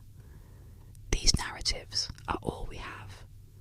The picture becomes historically clearer as we move past the deposition of King Tarquin, the establishment of the Republic, and the gradual process of building Rome's civic institutions and asserting control over central Italy. Yet, the further we delve into the timeline, the more significant and relevant their origin story becomes. The roots of Rome ultimately tell us little about the earliest Romans. Whether they even called themselves Romans, came from Troy, had kings, or did any of the things their myths assume. However, this narrative reveals a great deal about the civilization they would become, and the kind of people the Romans would eventually be, resourceful and cunning. Over the next 2,000 years, they would repeatedly demonstrate these traits. It's crucial to remember, as we begin adding more and more red paint to this beautiful marble map, that Rome did not start with a grand conquest plan. Instead, after shaking off Etruscan dominance and enduring their first major incursion by the Gauls in 390 BC under Brennus, the Romans needed to secure their territory by neutralizing threats at their borders. This process began and never truly ended. Individuals had personal or political motives for participating, but on a larger scale, this doctrine of expanding defence kept growing. Rome didn't have a detailed step-by-step plan for Mediterranean domination imposed from above. Instead, it had a set of priorities that successive generations inherited and pursued. This defensively expansionist military philosophy cut through Etruria, Samnium, Magna Graecia, Carthage, Macedonia, Gaul, Syria, Egypt, Germania, and Parthia. There was always another enemy to fear. But let's not get ahead of ourselves. Rome tackled its enemies one at a time, and so will we. Much of Rome's early history consisted of a vigorous back and forth conflict with its neighbours, the Etruscans to the north, the Samnites to the south, and later the Greek colonies of Magna Graecia even further south. By vigorous, I mean they were literally engaged in spear-wielding battles. During all this neighbourly bloodshed, Rome was simultaneously developing both physically and institutionally. The city constructed walls, streets, a sewer system, stone temples and buildings, a governmental system reminiscent of the Greek polis system, and a religious system similar to the Greek pantheon. Greek influence really permeated early on. Institutionally, by the time Rome expelled Tarquin and vowed never to have a king again, many of the Republic's mechanisms were already in place, such as the Senate, the patrician nobility, and the citizen assembly.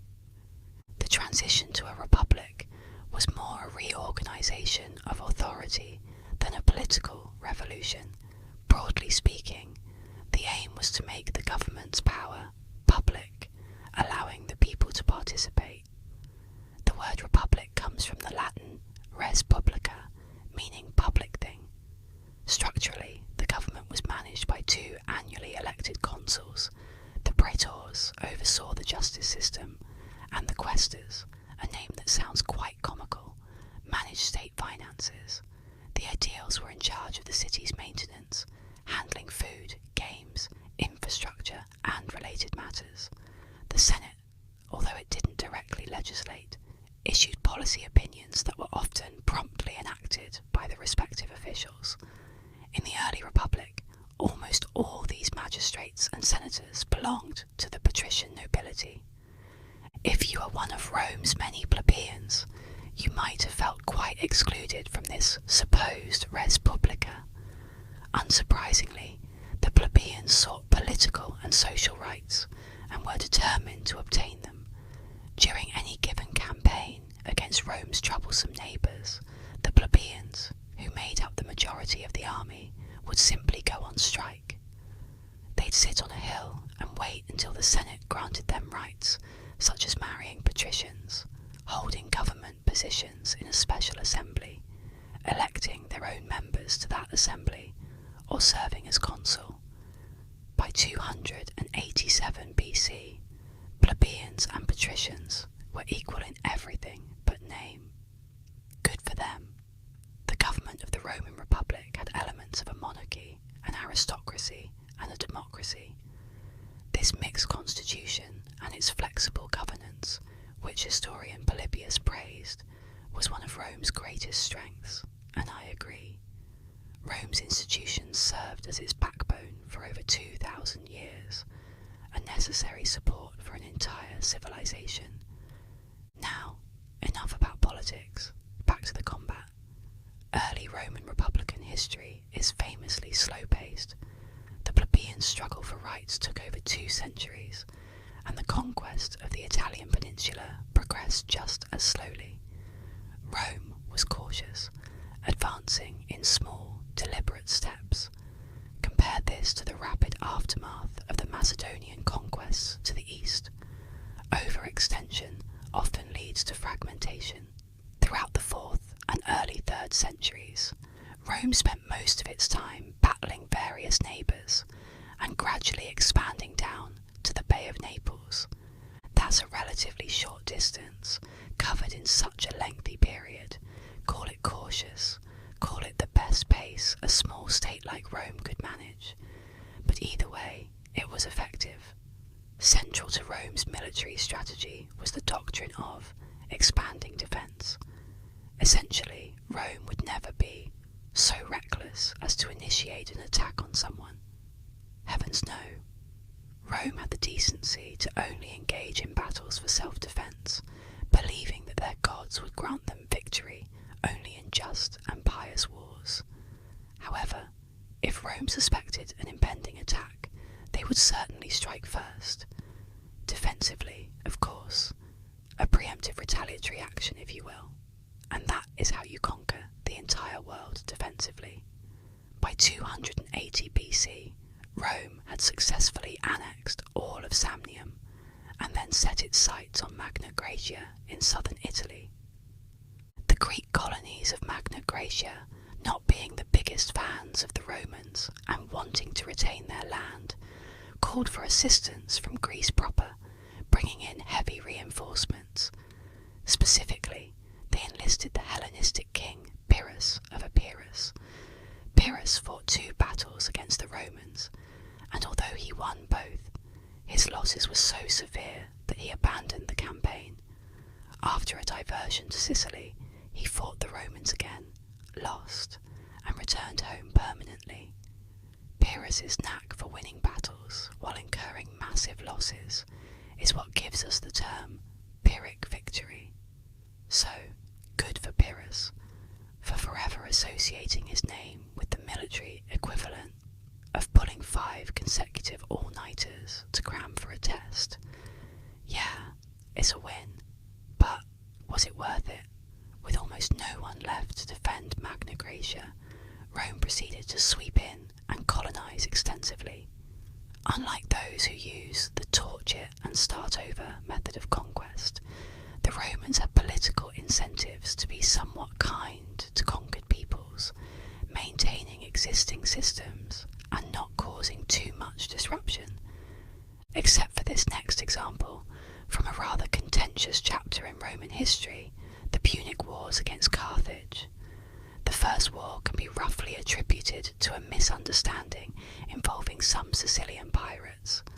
While Carthage and Rome might have been fated to clash eventually, they ultimately went to war, because both were called to Sicily to resolve a conflict between the city of Syracuse and some unruly pirates. Rome and Carthage essentially stumbled into war, spending most of the 23-year-long conflict not directly fighting each other. The problem was that Carthage had been a dominant naval power in the Mediterranean for a long time, but Rome had no navy to speak of. So Rome urgently needed a navy. This is another example of Rome's remarkable ability to adapt to circumstances. Say what you will about Rome, and there's plenty to say. They were incredibly clever and had a great knack for adopting good ideas, methods, technologies, and techniques from other cultures and using them effectively. In this case, the Romans found a few stranded and sunken Carthaginian triremes and quinqueremes and proceeded to reverse engineer an entire fleet of ships. You know, just casually, as one does. Rome's initial naval ventures weren't very successful, but in battles like Cape Ecnomus, arguably one of the largest naval battles in history, Rome secured victories. Ultimately, Rome won the war, claiming Sicily for itself and imposing heavy reparations on Carthage. They also decided to take Corsica and Sardinia because, screw you Carthage, these are ours now.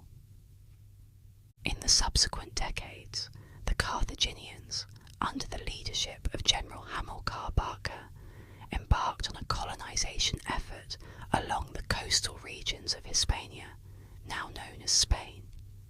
Their primary objective was to mine silver to fulfill their reparations to Rome. Unbeknownst to Rome, Hamilcar, his son Hannibal, and other Carthaginian leaders in Spain harboured a deep resentment over their loss of Sicily, Corsica, and Sardinia. For nearly 2 decades, they had been discreetly plotting to obliterate Rome. In 219 BC, Hannibal attacked the Roman ally Saguntum in Spain, prompting Rome to declare war in defence. Hannibal, undeterred, famously led a daring march across the Alps with over 40,000 soldiers and 37 elephants. Elephants. While elephants might not seem particularly frightening to us today, to an ancient Roman who had never encountered one, these creatures appeared as massive, 4-legged giants, wielding 2 spears and a snake-like appendage from their faces. To the Romans, they were nothing short of monsters, although many of Hannibal's elephants perished during the treacherous crossing. The presence of even a few on the battlefield was enough to instill terror. The mere mention of Hannibal's name would have struck fear into the hearts of Romans. Upon reaching Italy, Hannibal's tactical genius quickly became evident as he won 2 battles in northern Italy through guerrilla and ambush tactics.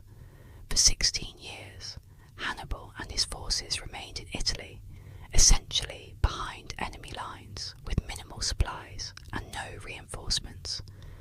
They traversed the peninsula, setting farms ablaze in a bid to force Rome into surrender. 2 years into his campaign, Hannibal decided to annihilate the entire Roman army and began planning his next confrontation at the Roman supply depot in Cannae, southern Italy. In this battle, the Carthaginians advanced in a U-shaped formation with 40,000 infantry forming the front line and 10,000 cavalry positioned on the wings. Despite having nearly twice the number of troops, the Romans felt confident in their chances.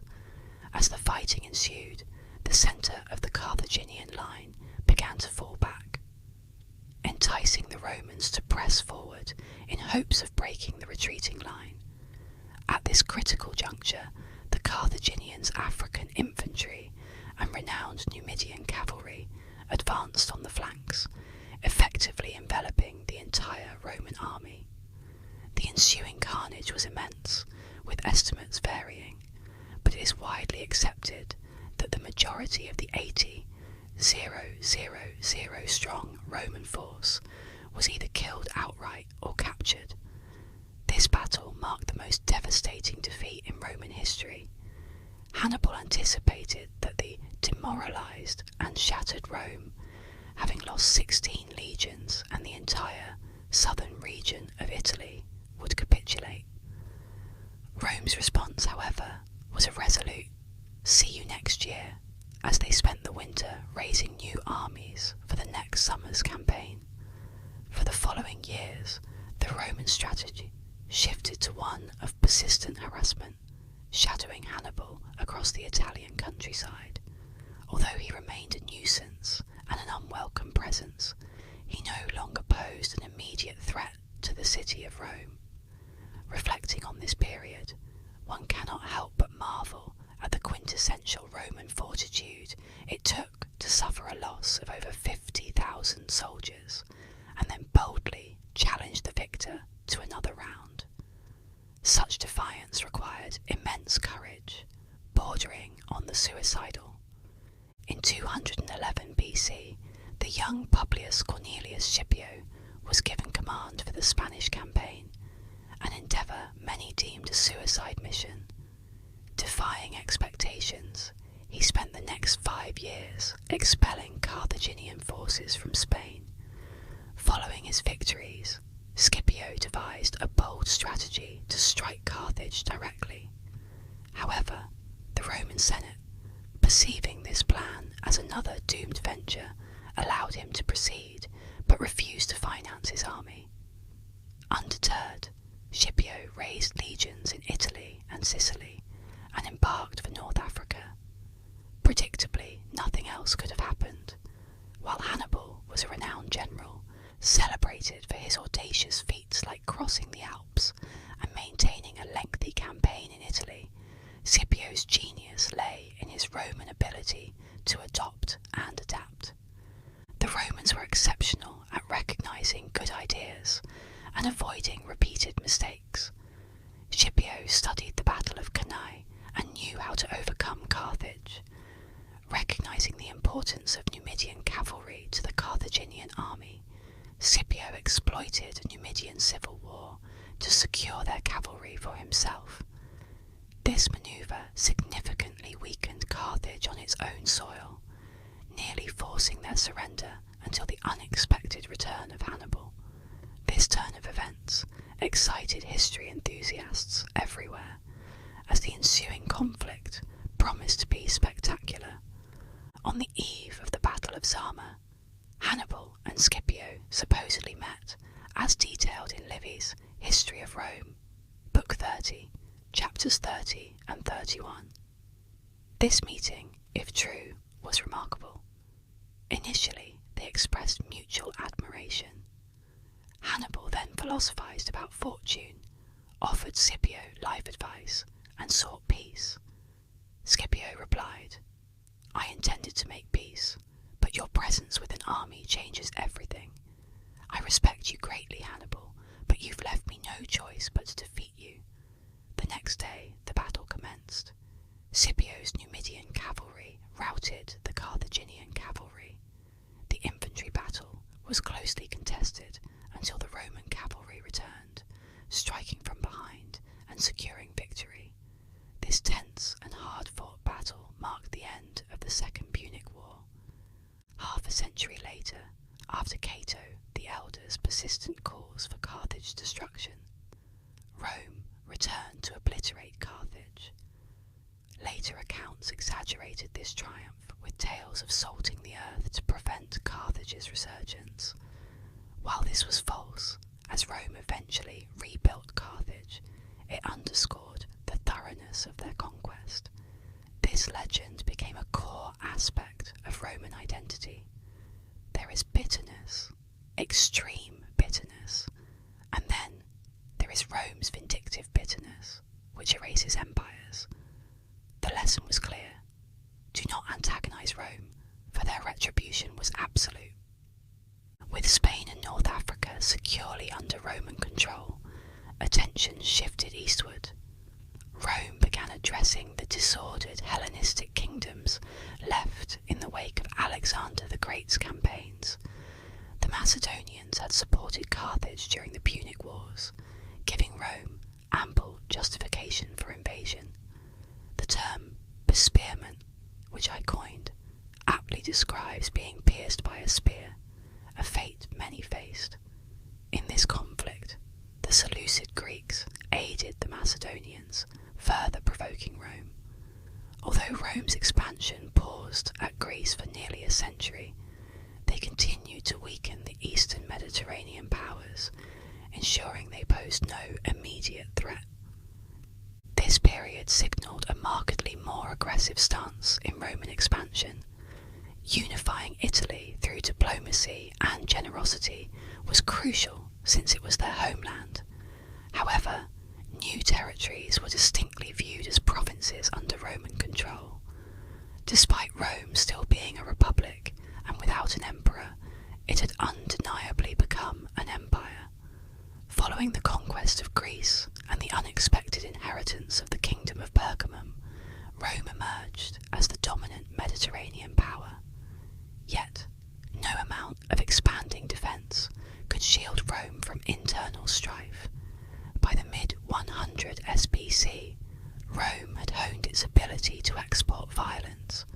In 146 BC, the conclusion of the Punic Wars saw Carthage reduced to ashes.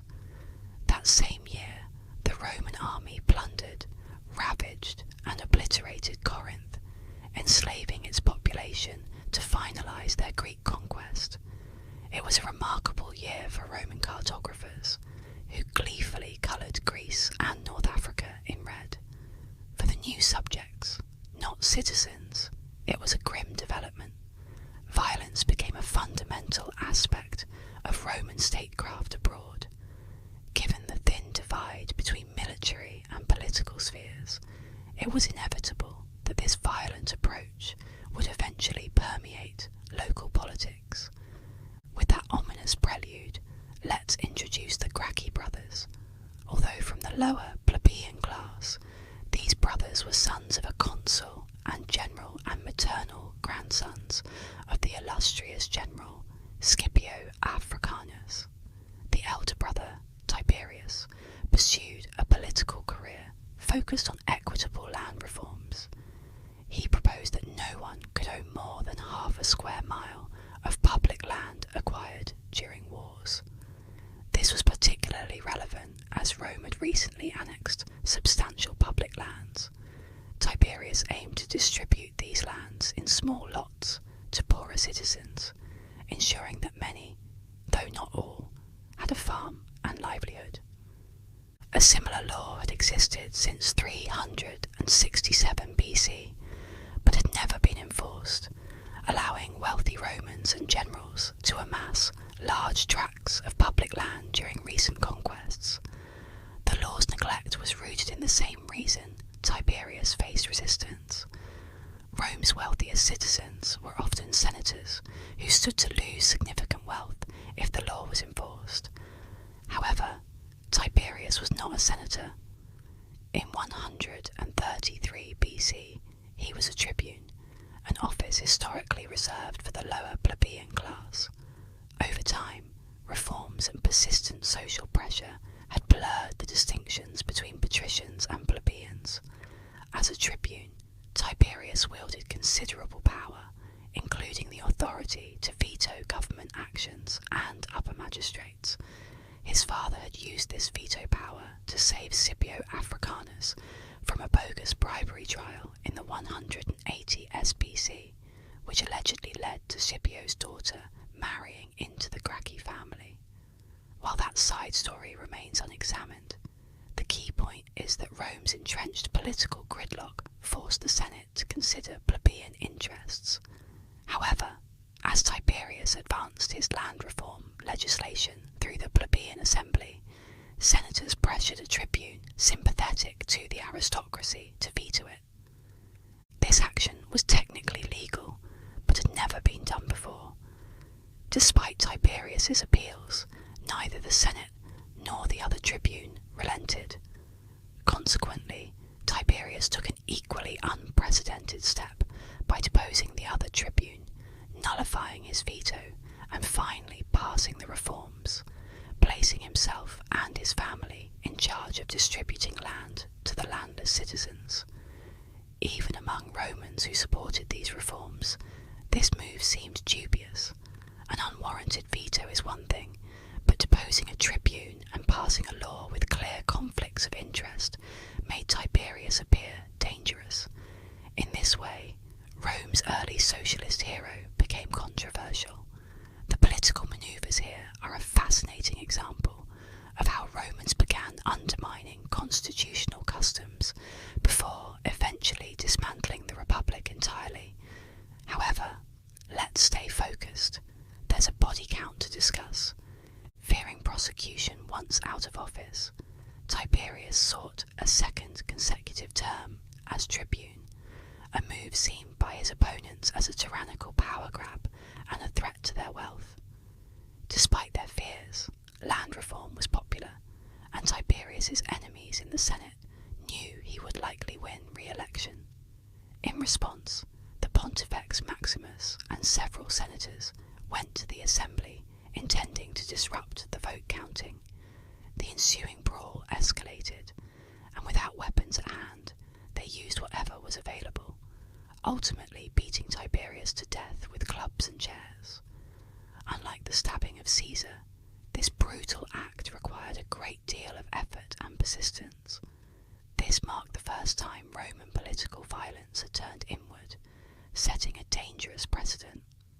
Realizing they were already implicated, the senators proceeded to kill another 300 of Tiberius's supporters, thus introducing political martyrdom and normalizing assassination as a political tool.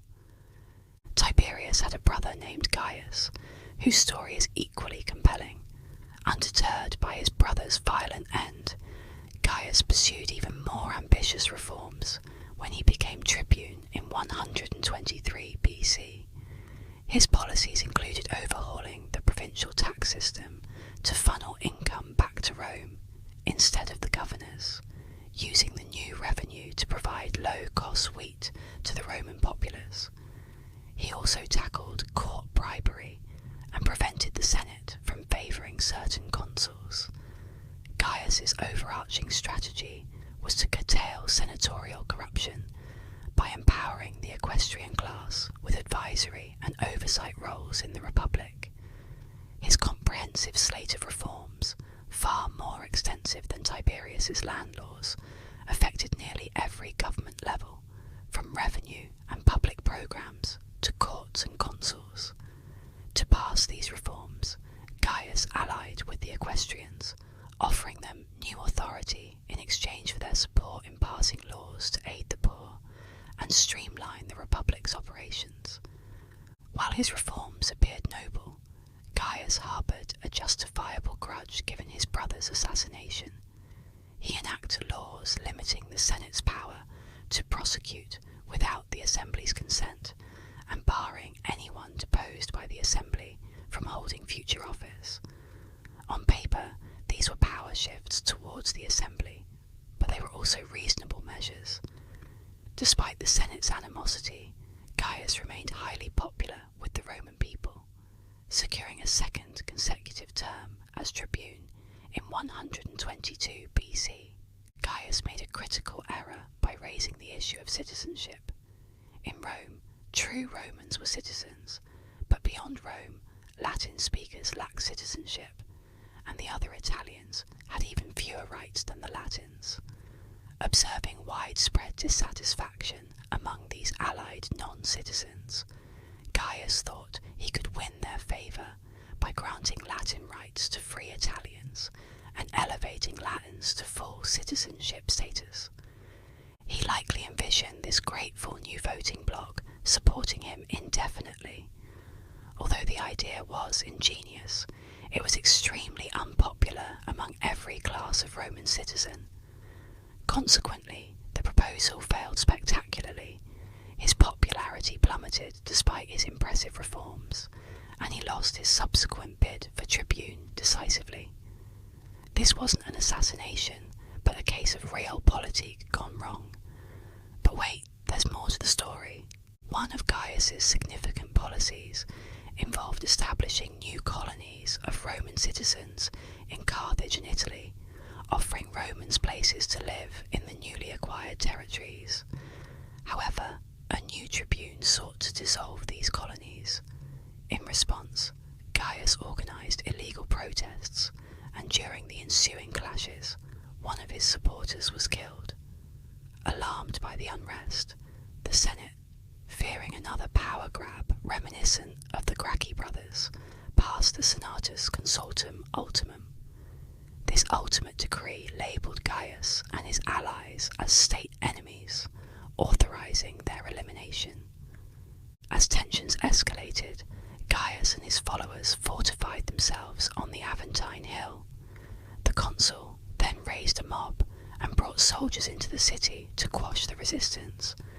While sources differ on the specifics, it's believed that Gaius had taken his own life by the time the Senate reached him. Technically, he wasn't assassinated, but around 3,000 of his supporters were killed during and after the conflict. This brutal purge set a precedent for targeted political violence that future Romans would eagerly adopt. In the aftermath, most of Gaius's laws were repealed, but his influence lingered throughout the final century of the Republic. His reforms remained highly controversial, and the political violence of his era became disturbingly common. The issue of citizenship, unresolved in his time, eventually led to the Social War in 91 BC, which granted full citizenship to all Italians, but nearly destroyed the Roman state. Meanwhile, the equestrian class, empowered by Gaius's reforms, gained significant authority without the traditional checks and balances that restrained the Senate. The Roman Republic didn't collapse overnight, but the reforms, political struggles, and violent deaths of the Gracchi brothers made it easier for future Romans to engage in destructive behaviour, a temptation they did not need. Internal conflicts like these marked a shift from a long period of stability to an era of political violence. Before these crises, Rome had enjoyed 400 years of relative peace. However, the patron-client system, where wealthy Romans provided for their clients in exchange for political support, began to create issues when exploited on a larger scale. This problem was compounded by 3 major slave revolts in Sicily and Italy, and the Social War, where most of Italy revolted against Rome.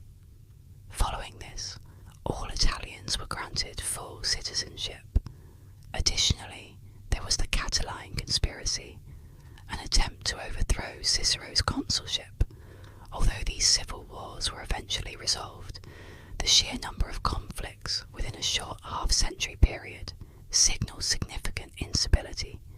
Undoubtedly, the most catastrophic conflicts were the factional civil wars between the populist populares and the aristocratic optimates, notably the 2 wars between Marius and Sulla.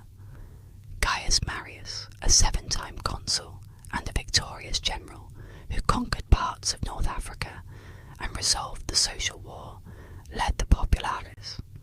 In contrast, Lucius Sulla, another distinguished general, headed the optimates. To provide context, the optimates were responsible for assassinating the Gracchi brothers. Their satisfaction with this act was evident when Sulla returned from a campaign in Anatolia. He marched his army into Rome, declared himself dictator, and conducted mass executions of his rival populares. Remarkably, he did this twice.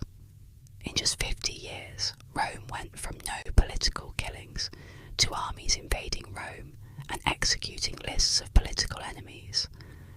The first century was indeed a tumultuous period. To summarise, Rome began as a small, insignificant city and gradually expanded through calculated strategies. First, they conquered Italy, then the islands, followed by Spain, and soon after, Greece, North Africa, and Anatolia. It's astonishing to realise that a typical Roman would witness only a fraction of this expansion.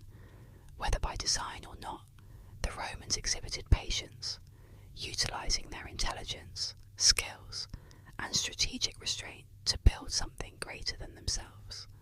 As Rome grew, it seemed to be creating a world far more stable than the erratic conquests of a young Greek on a horse. However, this stability only lasted as long as Rome exercised restraint, which was not always a certainty. The Roman Republic, arguably the ancient world's most ingenious form of government. Although it faced significant challenges in its later years, with the right leadership, it had the potential to endure for centuries.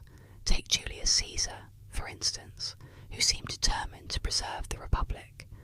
As Roman politics became increasingly factional and the empire expanded, civil wars became frequent, occurring almost every decade between 135 and 30 BC. It's a minor miracle that Rome didn't permanently split before Caesar's time. As we progress through history and examine Julius Caesar, it's essential to consider whether the Roman Republic system of government was doomed to fail, or if it had any chance of survival. This question is crucial when evaluating figures like Caesar and Augustus and their actions. However, I'll give you my answer up front. I believe the Republic had virtually no chance of surviving independently. The events of the first century illustrate the chaos Rome was in, with individual motives diverging irreversibly from the state's best interests. Despite my admiration for the Roman Republic, one of my favourite systems of government, it was undoubtedly doomed. With the Republic on its last legs, let's introduce the man who decisively ended it, Julius Caesar. To understand Caesar's character, let me share a story about some Cilician pirates. In his early 20s, Caesar was captured by pirates who intended to ransom him for 20 talents of silver. Although there's no exact conversion between talents and US dollars, let's estimate 1 talent to be about $1 million. When Caesar heard the ransom amount, he laughed and insisted they demand a more respectable 50 talents instead. The pirates, charmed by Caesar's audacity and his strikingly sharp cheekbones, agreed, keeping him around for entertainment. He entertained them with games, told engaging stories, and even composed poems and speeches for their amusement. Sometimes, when they mocked his speeches for being subpar, Caesar would wittily retort that once freed, he would return and crucify every last one of them, a threat the pirates found uproariously funny. Ultimately, the pirates received their 50 talents and released Caesar. However, almost immediately, Caesar returned with a fleet of ships, recaptured the pirates, and reclaimed his 50 talents. He handed the pirates over to the provincial governor, who seemed indifferent.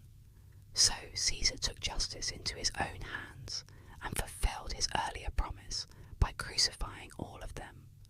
The moral here is that Caesar was deeply concerned about his image, possessed incredible charisma, took decisive action when necessary, and did not mess around. Moving on to more significant historical events, Gaius Julius Caesar hailed from a wealthy noble family that claimed descent from the epic hero Aeneas and his mother Venus. However, Caesar harboured resentment because his father had never been consul. In Roman culture, the concept of nobilitas was based on the idea that excellence could be inherited, but had to be proven through present achievements. Unlike later periods such as the Middle Ages, Renaissance, Enlightenment, Industrial Revolution, and early modern era, where familial prestige alone could suffice, in ancient Rome one had to actively accomplish something. His father's lack of a consulship was a significant issue, so Caesar's primary life goal was to confirm his nobilitas by becoming consul. To achieve this, he formed a pact with 2 other influential Romans, Crassus, the wealthiest man in Rome, and Pompey, Rome's most accomplished general. Together, they created an informal alliance known as the First Triumvirate. Their partnership was strong, with Pompey marrying Caesar's daughter and Crassus funding Caesar's campaign for the consulship in 59 BC. Caesar, in turn, passed legislation that favoured Pompey and Crassus. This included debt forgiveness and land redistribution, during which Caesar broke several procedural norms and committed outright illegal acts. However, as consul, Caesar had imperium, the political equivalent of a golden Mario star, granting him immunity from prosecution while in office, despite frequently overriding his co-consul's vetoes on the principle of did so, and filling the city with soldiers to intimidate his opponents, no one could legally challenge him. For the duration of his consulship, Caesar was untouchable, but once his term ended and his imperium expired, he faced considerable risk and needed a strategy to retain his imperium until he could run for consul again in 10 years. Conveniently, governors and generals also held imperium. Therefore, Caesar's next move was to secure a governorship and command of a few legions, allowing him to campaign with full authority until he could seek the consulship once more. Some senators, wary of Caesar's ambitions, tried to reduce his governorship to a minor role overseeing the Italian woods. However, Pompey and Crassus wielded enough influence to overturn this attempt, ensuring Caesar's continued power and protection. Money and weapons tend to open many doors. Here, we see how fragile the Roman Republic had become. Anyone with sufficient connections and resources could disrupt the government's normal operations and manipulate it for personal gain. Caesar secured 4 legions and a comfortable governorship in southern Gaul, along with substantial military imperium to protect himself. He then embarked on a decade-long campaign in Gaul. The detailed knowledge we have of these campaigns is due to Caesar's own extensive commentaries. These writings were crucial as they allowed Caesar to justify his prolonged campaign by showcasing his achievements, simultaneously gaining support from the Roman people. Although his works are notoriously dull to read, they are invaluable to history. To summarise briefly yet thoroughly, Caesar's campaign unfolded as follows. In 58 BC, he attacked the Helvetii tribe, claiming they were threatening a Roman ally. Remember, Rome would never attack without provocation. After each campaigning season, Caesar left his armies in Gaul and spent the winters in northern Italy. The following year, he headed north, won a battle, and got ambushed once. In 56 BC, he accused the Veneti tribe of revolting against Rome, despite their location in Finisterre, and conquered them.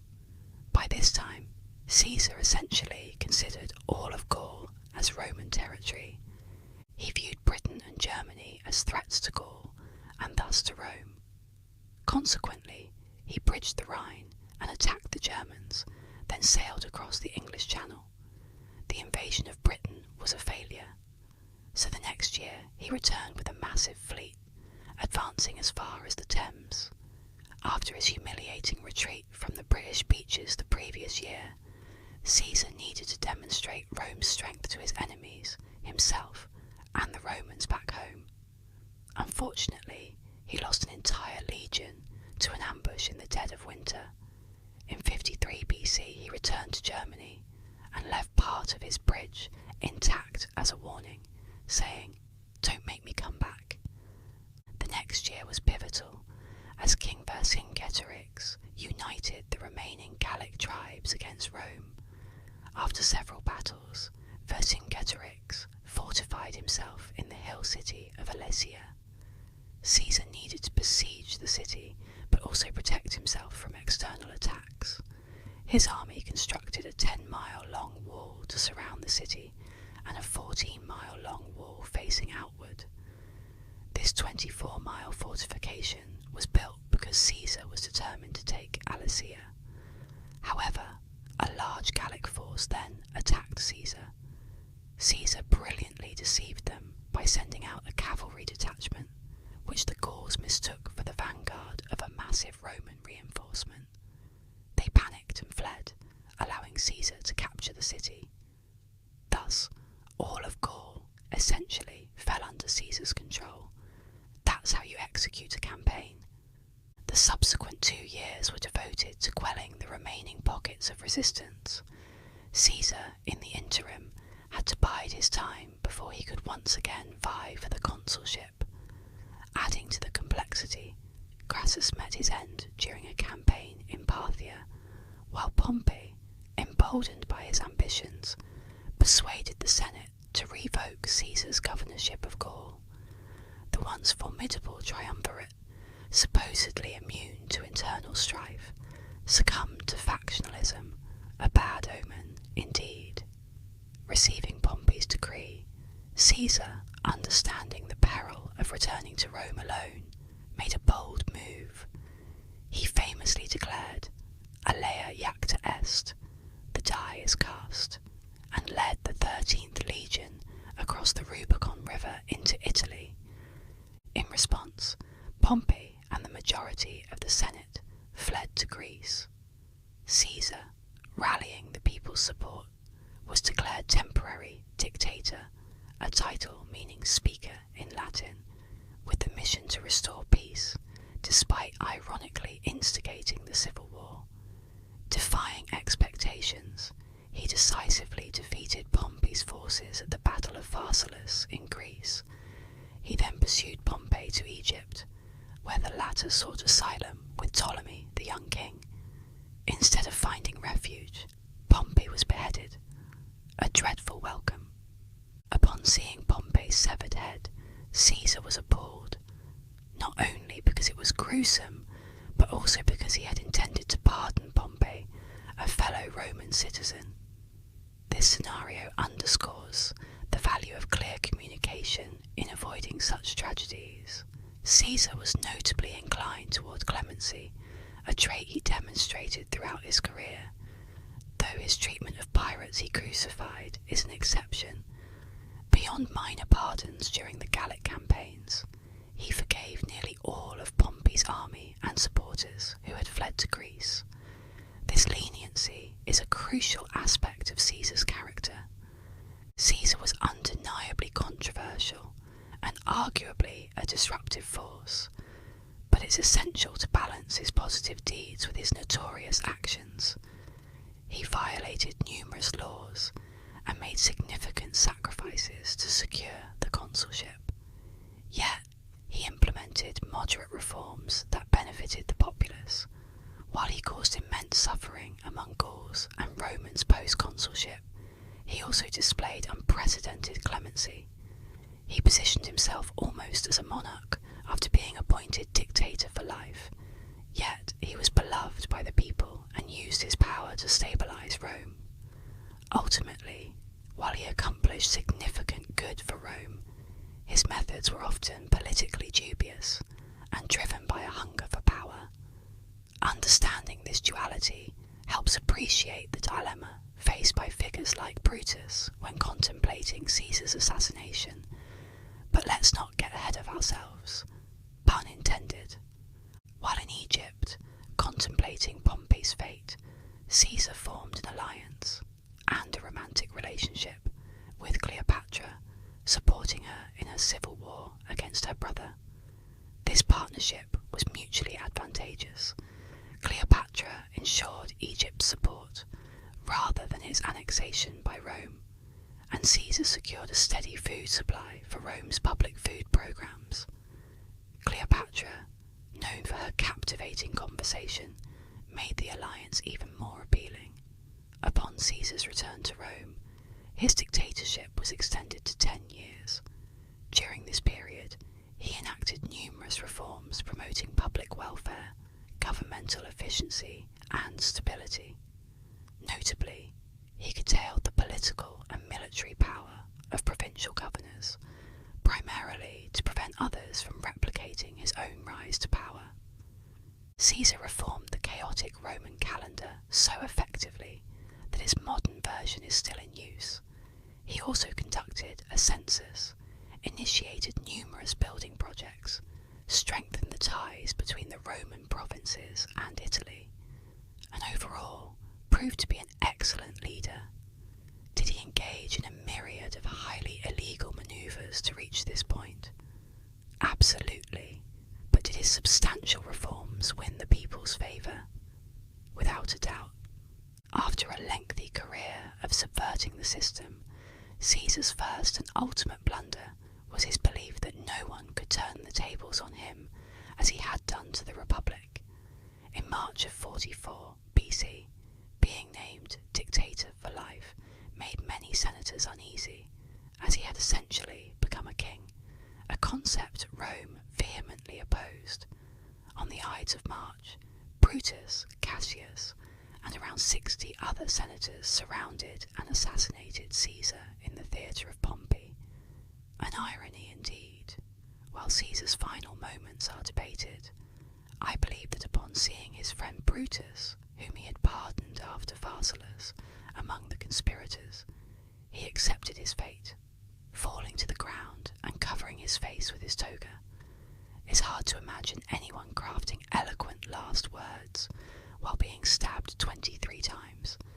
The assassins viewed themselves as liberators of the Republic, but they failed to recognise that many Romans admired Caesar for his generosity and effective leadership. Although I disapprove of Caesar's methods and motives, I detest his assassins. He spared their lives, and they repaid him with betrayal. Dante places Brutus and Cassius in the lowest circle of hell for betraying their protector, and I concur. So, that's Caesar's end, stabbed 23 times and left to bleed out on the Curia floor. Brutus and Cassius, sensing they were unwelcome, fled to Greece to muster an army. In my view, Caesar dismantled the Republic long before his dictatorship. He exposed the system's vulnerabilities. Let's recount. He bribed his way into office, forcefully pushed legislation through the Senate, intimidated opponents with threats, evaded consequences on technicalities, used Roman resources for personal gain, marched a legion into Rome, and waged war against a fellow Roman for his own benefit. Caesar's political career was either anti-republican or outright illegal. Only after all this did the Senate name him dictator. By the time Caesar was appointed dictator perpetuo, effectively a monarch, he had already demonstrated the Republic's fragility. Throughout much of its history, the Republic thrived on exceptional Roman cooperation, but its downfall stemmed from the selfishness of powerful individuals. The Roman populace saw how fragile and exploitable the Republic's institutions were across the Mediterranean. Thus, Rome faced two possible outcomes. Either continual civil wars would tear it apart, or governmental changes would render it less vulnerable to such conflicts. Apart from a complete overhaul of the Republic's fundamental systems, a shift to monarchy seemed inevitable for Rome to stabilise. The path to Augustus becoming emperor wasn't certain, but the transformation from a republic to a monarchy was essential for Rome's survival. Paradoxically, Caesar preserved Rome by dismantling the then unstable and inefficient republic. He exploited its institutions to the extreme, yet in doing so, he demonstrated the effectiveness of a robust and stable central government. This laid the groundwork for Rome's subsequent achievements over the centuries. Today, Caesar dismantles the Republic. Tomorrow, Augustus establishes an empire. With Caesar gone, the question arises, what's next? Let's delve into history to find out. If you were among the senators who just assassinated the dictator, your first instinct would be to flee immediately. The assassins believed they were restoring Rome to its republican glory, but they underestimated Caesar's immense popularity among the Roman populace. Consequently, their expectations of a warm reception and accolades fell flat. Brutus, Cassius, and their cohorts fled to Greece, emulating Pompey, to muster an army. Meanwhile, in Rome, Caesar's body lay lifeless in the Curia. The Senate was partially deserted, and those remaining harboured animosity towards Caesar. Thus, a power vacuum emerged.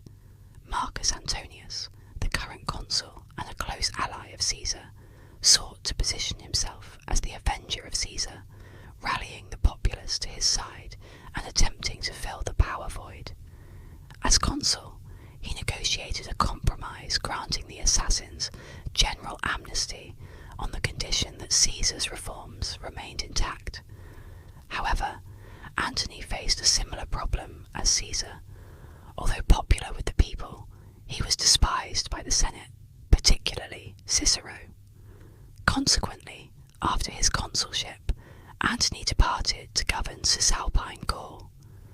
Rome was a battleground of chaos and treachery, so let's turn our attention to Augustus, then known as Gaius Octavianus, after his father. Historians refer to him as Octavian before his imperial reign for clarity. Octavian was Julius Caesar's great-nephew, and they shared a close bond. At the time of Caesar's assassination, Octavian was studying astronomy in Epirus. Upon hearing of Caesar's death, Octavian hurried back to Rome. Upon reaching Italy, he read Caesar's will and inherited the most valuable gift Caesar could offer, his name. From that moment, Gaius Octavianus became Gaius Julius Caesar, the officially adopted heir of Caesar. This inheritance was monumental. Thus, Gaius Little Caesar, Octavian, and Mark all indulge in anything and everything. Antony vied for the role of Caesar's avenger against the assassins. This role was crucial for both, promising immense glory and power. Ultimately, Octavian succeeded due to his shrewd manipulation of iconography and cultural symbolism, even convincing Rome that Caesar had ascended to godhood. The ensuing political manoeuvres were unnecessarily complex, but the essence was that most people aimed to align with the winning side, leading to ever-shifting alliances. Octavian likely spurred Cicero into delivering those fiery speeches against Antony. When Antony fled north, he faced the challenge of seizing the governorship from another of Caesar's assassins. The Senate, staunchly anti-Caesar, supported the incumbent governor and declared Antony an enemy of the state. Although the Senate wished to dispatch legions to confront Antony, they lacked an army. Octavian, on the other hand, had secured the loyalty of Caesar's veterans by promising them payment. Thus, Octavian allied with the Senate to combat Antony. This alliance seemed illogical given his role as Caesar's avenger, but Octavian was pragmatic.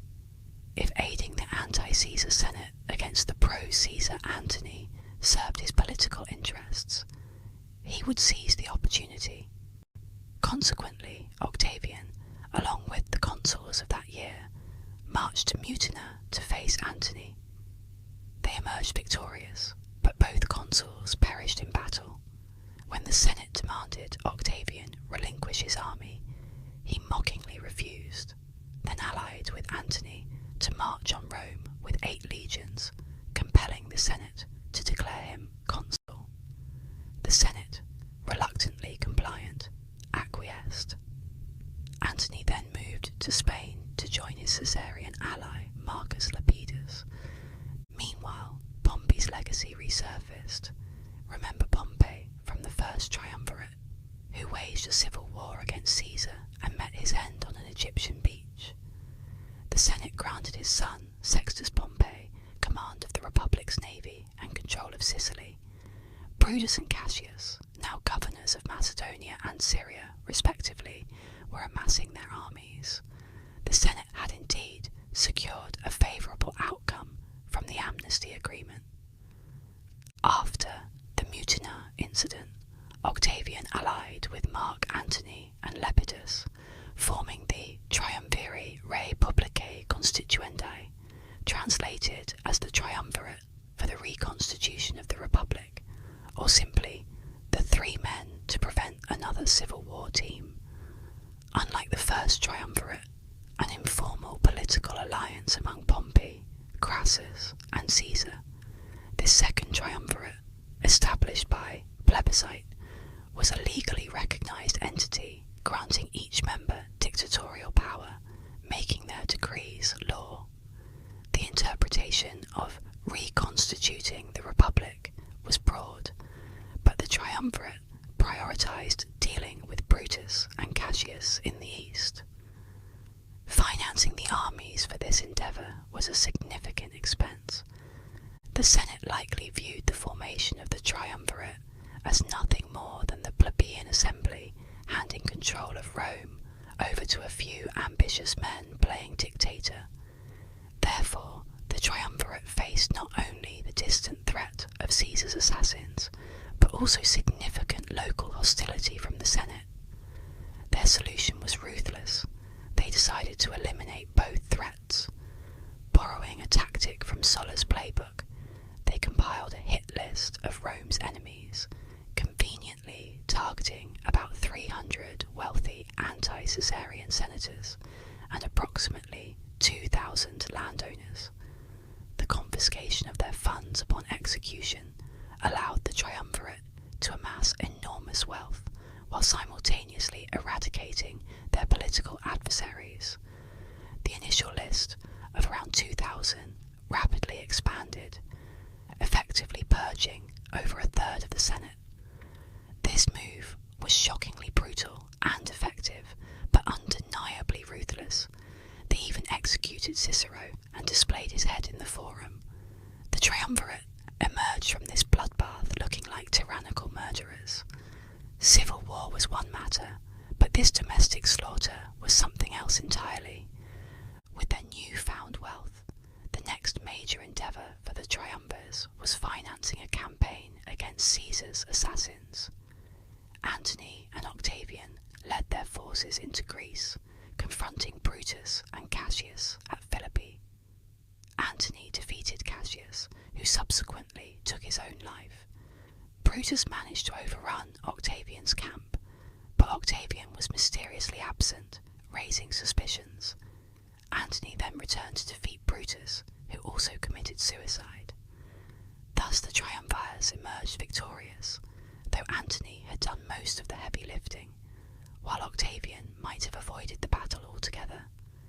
Despite the victory, Philippi marked a significant disgrace in Octavian's career, prompting him to rely on military imagery to rehabilitate his reputation in the following decades. After Philippi, the Republic was nominally reconstituted, and with the East reconquered and the Senate decimated, the triumvirs became the dominant powers in the Roman world. They divided the empire among themselves. Octavian took Italy, Spain, Gaul, and Illyria. Antony claimed Greece, Anatolia, Cyrenaica, and Syria, and Lepidus was left with Carthage and a small portion of the African coast. Poor Lepidus was indeed the least significant of the trio. On the surface things appeared peaceful and stable, but this was late Republican Rome, where appearances were often deceiving. The reality was far from stable. 3 powerful men each controlled a significant portion of the Roman world, all aiming to emulate Caesar's unilateral rule. This precarious balance was unlikely to last. In the chaotic aftermath of Caesar's assassination, Roman politics became even more convoluted and volatile than in the preceding century, which had already been marred by civil wars. Following the military success of the triumvirate, the Roman populace desperately hoped to avoid another immediate conflict. Unfortunately, the Republic had been teetering on the edge for over a century, and it was only a matter of time before it all came crashing down. The countdown to another collapse was ticking fast, with mere moments left before the next upheaval. Fun times indeed. The period of uneasy peace that followed the defeat of the assassins and the ruthless elimination of anti-Caesarian members of the Senate through the notorious proscriptions was anything but tranquil. The memories of numerous battles, Italian fields set ablaze and soaked in Roman blood, and the loss of family members haunted everyone. Many doubted that this was a sustainable solution. In poetry, this era is referred to as the Great Fear, marked by widespread anxiety over civil wars and a certainty that more conflicts were inevitable. Rome's greatest poets of the time, Horace and Virgil, poignantly captured this pervasive fear in their works. The poets' apprehensions were well founded. In the East, Antony was consolidating his power by forming alliances with near nearby monarchs to gather resources and military strength for his planned campaign against Parthia. However, his most significant move was aligning with Cleopatra in Egypt, reminiscent of Caesar's actions. Meanwhile, in the west, Octavian faced numerous challenges. His land reforms endeared him to his legions, but alienated much of Italy. This outcome was inevitable when land was confiscated and redistributed to the army. In 40 BC, Antony's wife, Fulvia, led a revolt against Octavian, briefly capturing Rome. Octavian retaliated, driving the rebels to Gaul and crushing the uprising. He then sacrificed 300 conspirators, not merely executed, but sacrificed, on the altar of the deified Julius Caesar. Human sacrifices were almost unheard of in Rome, making this act a disturbing addition to Octavian's list of alarming behaviours. A key rule of late Republican Rome was that anyone named Pompey was bound to be a significant thorn in the side of anyone named Caesar, and this was certainly true in this instance. Sextus Pompey, the son of Pompey the Great, had been causing trouble in the Mediterranean for nearly 8 years following Caesar's assassination. Meanwhile, the Lombards crossed the Alps, and by the century's end, they had seized 2/3 of Italy. In Constantinople, the situation ranged from mediocre to dire. Emperor Maurice was overthrown by the army in favour of the utterly incompetent Phocas. This prompted the Persian king, Khosrau II, who was indebted to Maurice for his help in a previous civil war, to seek revenge. He declared war, pushed into Anatolia, and then diverted south to capture the Levant and Egypt. The situation was dire, and could have spelled the end if not for the timely intervention of Heraclius, the son of North Africa's governor.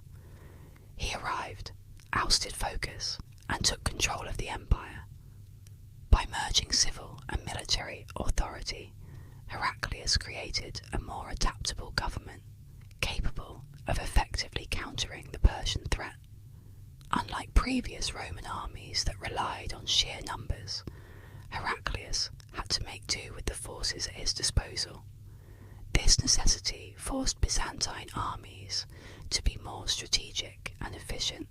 After a protracted and financially draining campaign, Heraclius impressively advanced into Persia, negotiating a peace that restored the pre-war status quo. Both empires emerged severely weakened. The long-term consequences soon became apparent with the rapid expansion of the Muslim Caliphate from Arabia. Neither Persia nor Byzantium could resist. In just 8 years, the Rashidun Caliphate conquered the entire Levant, and within another decade, they had taken Egypt and Persia. Constantinople faced an Arab siege, but managed to hold out thanks to the use of a weapon similar to napalm. This marked a dramatic shift from the millennium-long status quo maintained by Rome and Persia. The Byzantines even aided the Sasanians against the Caliphate. By the century's end, the Byzantine Empire was excluded from the southern Mediterranean. Meanwhile, Slavic forces pushed into the Peloponnese, dividing Greece and leaving the empire fractured.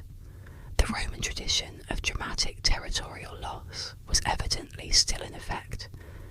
This period is often seen as the beginning of the Dark Ages, or, as we might call it, the Ouch Times. Despite this bleak outlook, the empire had over 700 years left, and its greatest achievements still lay ahead. Amidst the territorial losses, it is easy to overlook the changes and continuities. By 300, the empire was pagan, bilingual in Greek and Latin, and spanned the Mediterranean. Although the core laws and governmental structure remained, the Christianized empire was now more Greek in culture and geography. They continued to call themselves Romans, which they were, but their identity had evolved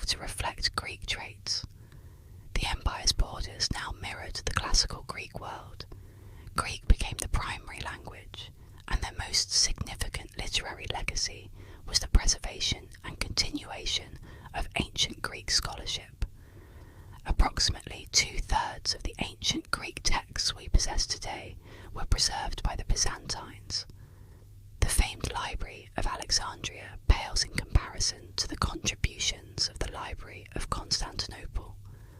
While some historians argue that the Byzantine Empire was not authentically Roman due to its Greek and Christian characteristics, the Byzantines demonstrated a distinctly Roman ability to adapt and survive. Literally and figuratively, the Byzantine Golden Age was approaching, characterized by an abundance of gold mosaics that were truly extraordinary. The Byzantine Empire has always managed a unique equilibrium of flourishing brilliance and looming catastrophe. Typically, this would seem contradictory, but the Byzantines embraced their identity as the Golden Disaster Empire. Over the next 500 years, the Ouch times brought about significant reforms, while the Golden Age faced severe setbacks. Yet, in true Roman fashion, the Byzantines persevered, solidifying their status as one of history's most enduring empires. Let's explore how the Byzantines navigated the Middle Ages and achieved their golden reputation. When we last left our purple-clad friends, the southern half of the empire had been swiftly overtaken by the burgeoning Muslim Caliphate. Within a century, these new neighbours had twice besieged Constantinople, only to be repelled by the fearsome Greek fire, a secret weapon that could incinerate incoming ships from mast to waterline. Beyond their fiery defences, the Byzantines had learned valuable lessons from the fall of Rome. Their impenetrable Theodosian walls and extensive network of underground cisterns ensured a fortified water supply, making Constantinople the most well-defended city on earth. However, the same could not be said for the Byzantine provinces, which were overrun by Muslim armies all the way into Anatolia. It was not until 740 that Emperor Leo III secured the Eastern Front, and his son Constantine V managed to push back the Slavic peoples in the west, achieving a solid recovery after a century and a half of struggle. However, another reason some historians refer to this age as dark relates to the controversy over icons. The Byzantines, known for their artistry, adorned their churches and homes with images of Jesus, Mary, and the saints. To Emperor Leo III and like-minded individuals, this practice bordered on idolatry, where images were revered more than God. His solution was straightforward: destroy all religious images. Beginning in 726, Leo and his iconoclast supporters demolished every mosaic, fresco, statue, and doodle they could find. Constantine took this a step further by persecuting the clergy who promoted what he saw as idolatry. Meanwhile, across the Adriatic, the Pope in Rome was appalled, and the Byzantine province of Ravenna seized the moment to declare independence, which is why their mosaics survived this iconoclastic purge.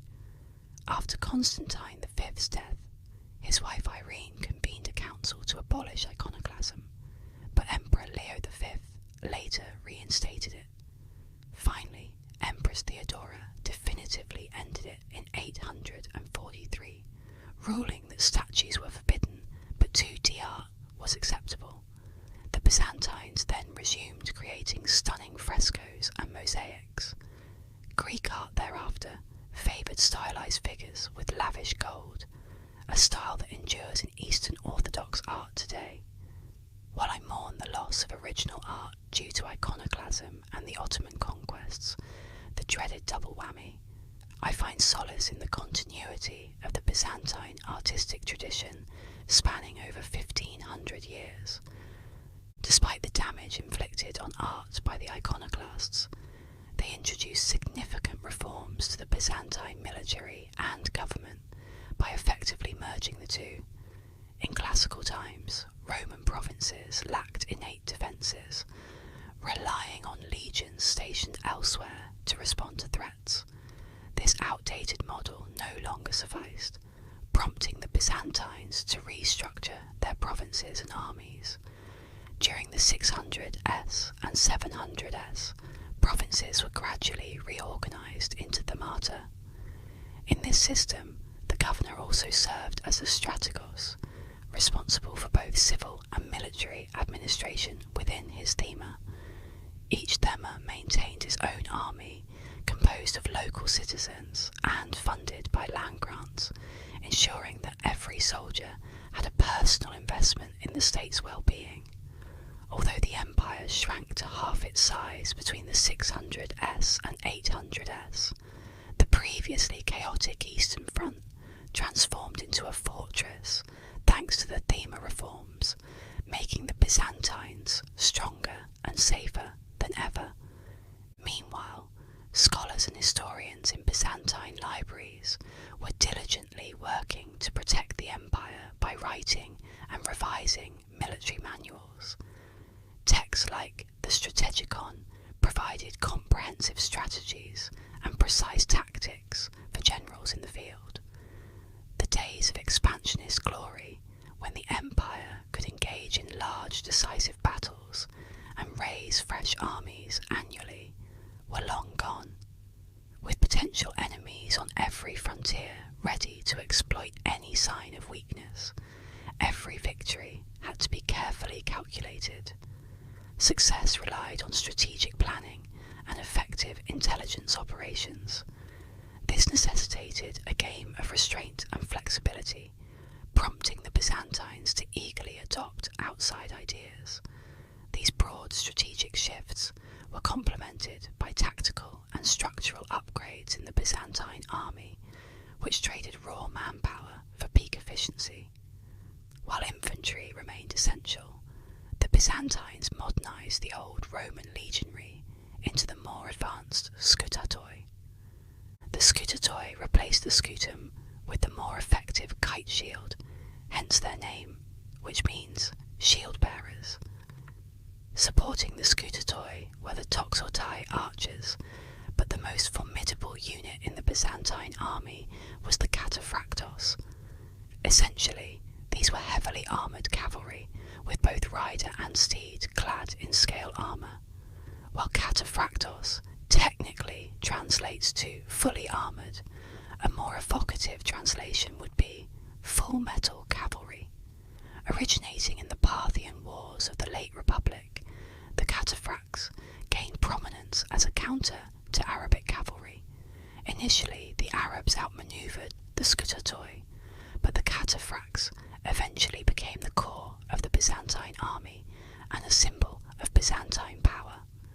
The strategy involved using infantry and archers to weaken enemy lines, followed by the cataphractoi delivering a decisive blow to break enemy formations. Saying cataphracts in English is impressive, but the original Greek term cataphractos truly conveys the sense of Byzantine might. Do you feel that power? No? Well, that's fine too. As an empire with about 75% of its territory along coastlines, the Byzantines had numerous ports to safeguard on all sides, in the Aegean Sea, along the Mediterranean, and bordering the Black Sea. To manage this, they maintained a robust naval fleet. In a prime example of, if it isn't broken, don't fix it, the Byzantines continued to use a version of the trireme as their primary vessel some 2,000 years later.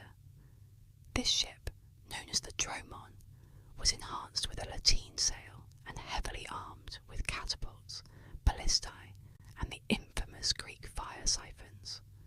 Rather than merely ramming enemy ships like ancient Athenians, the dromons were equipped with spurs designed to break enemy oars, immobilizing them for easier boarding and burning.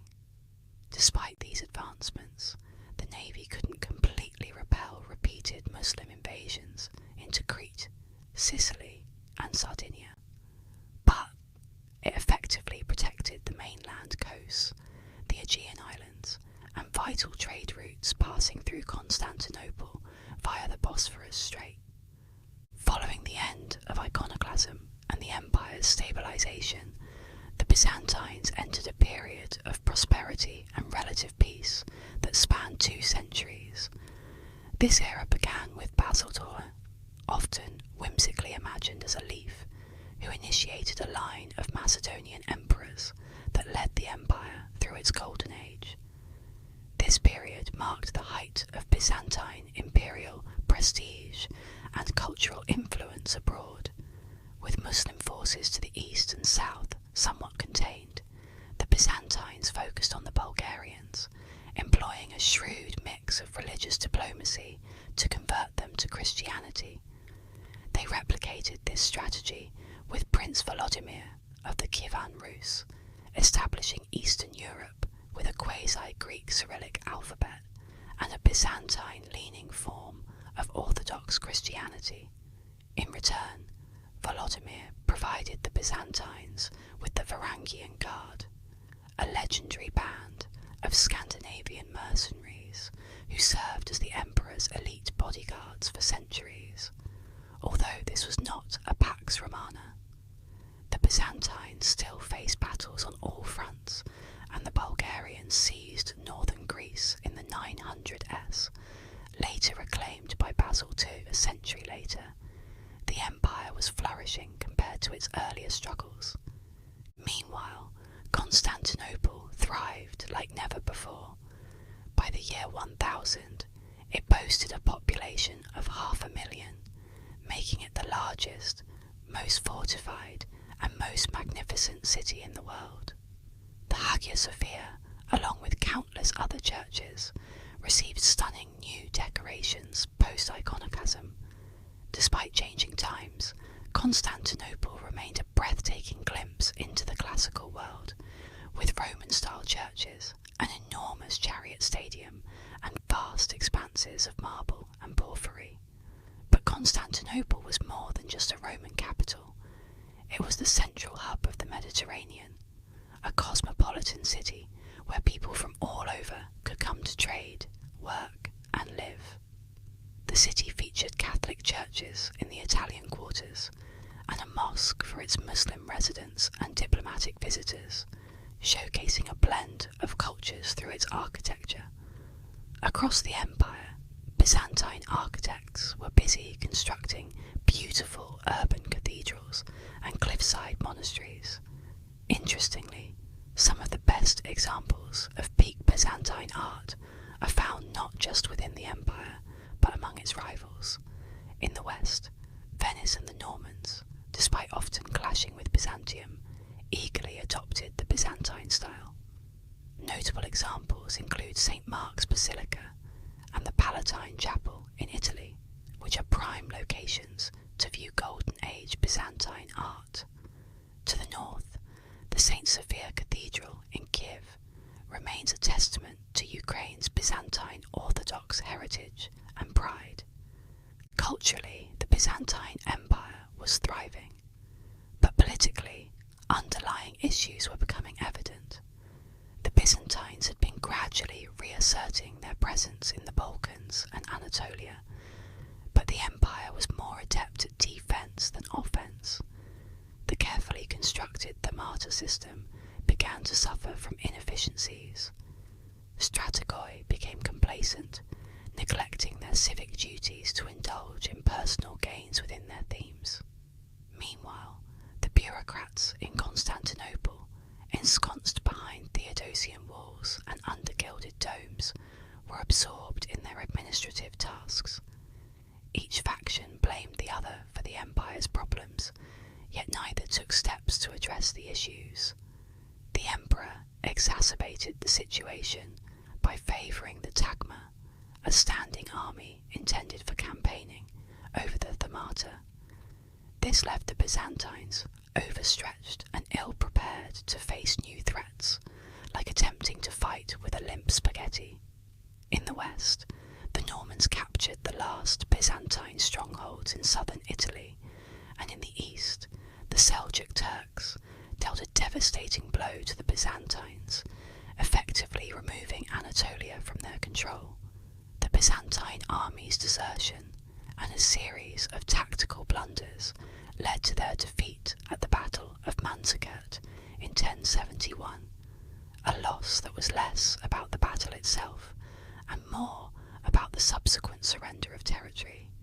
By 1075, the empire was at its smallest and weakest. Despite their long history, the Byzantines seem to have forgotten the perils of hubris.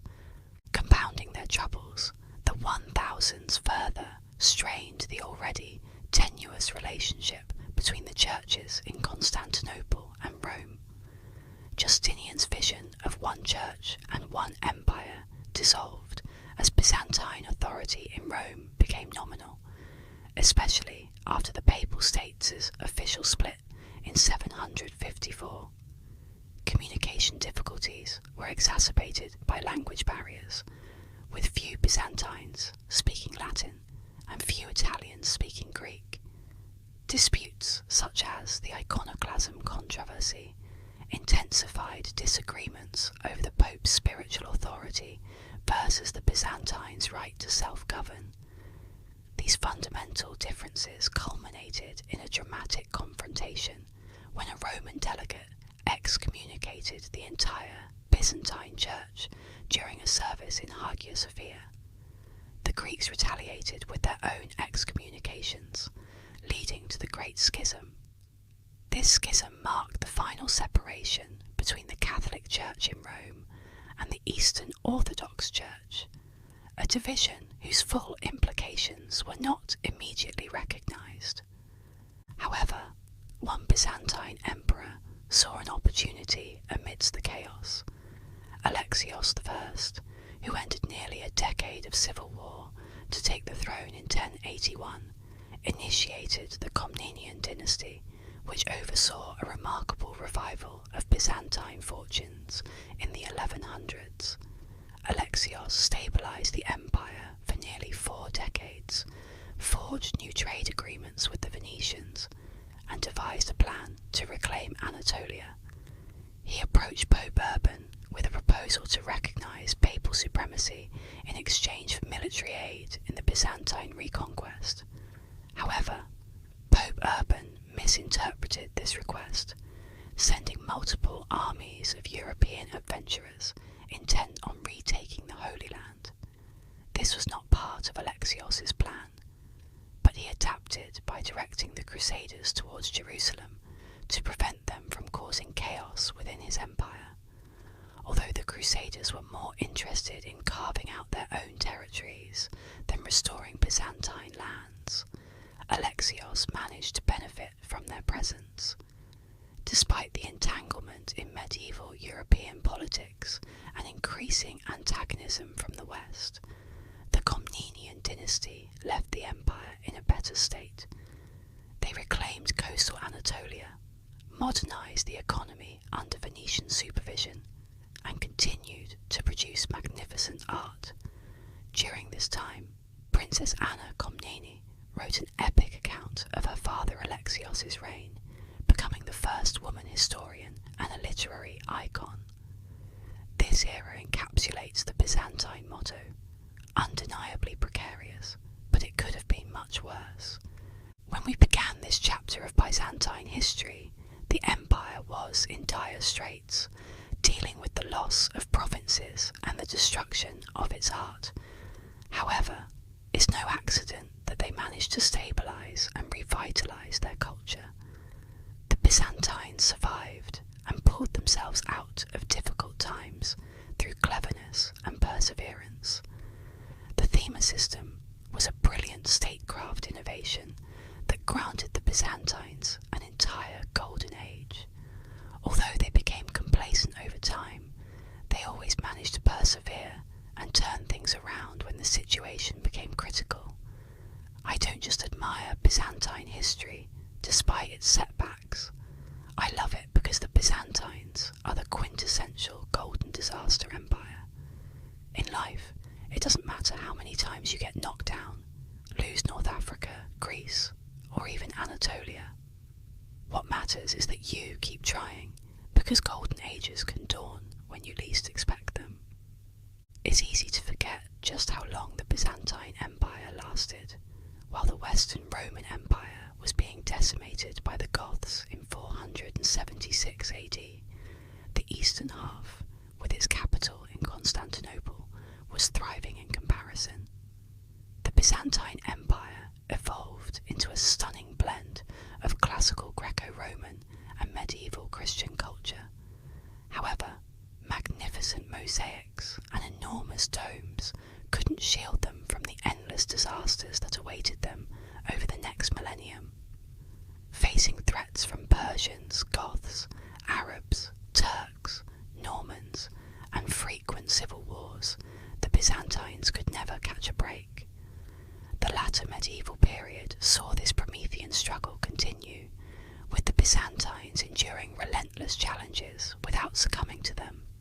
As we will soon see, the Golden Disaster Empire managed to survive and thrive despite the most dire circumstances. Let's explore how the Byzantine Empire procrastinated its own demise, even slipping past the deadline. The Romans were indeed crafty. We begin, paradoxically, with the fall of the empire, about 2 centuries before the typical date of 1453.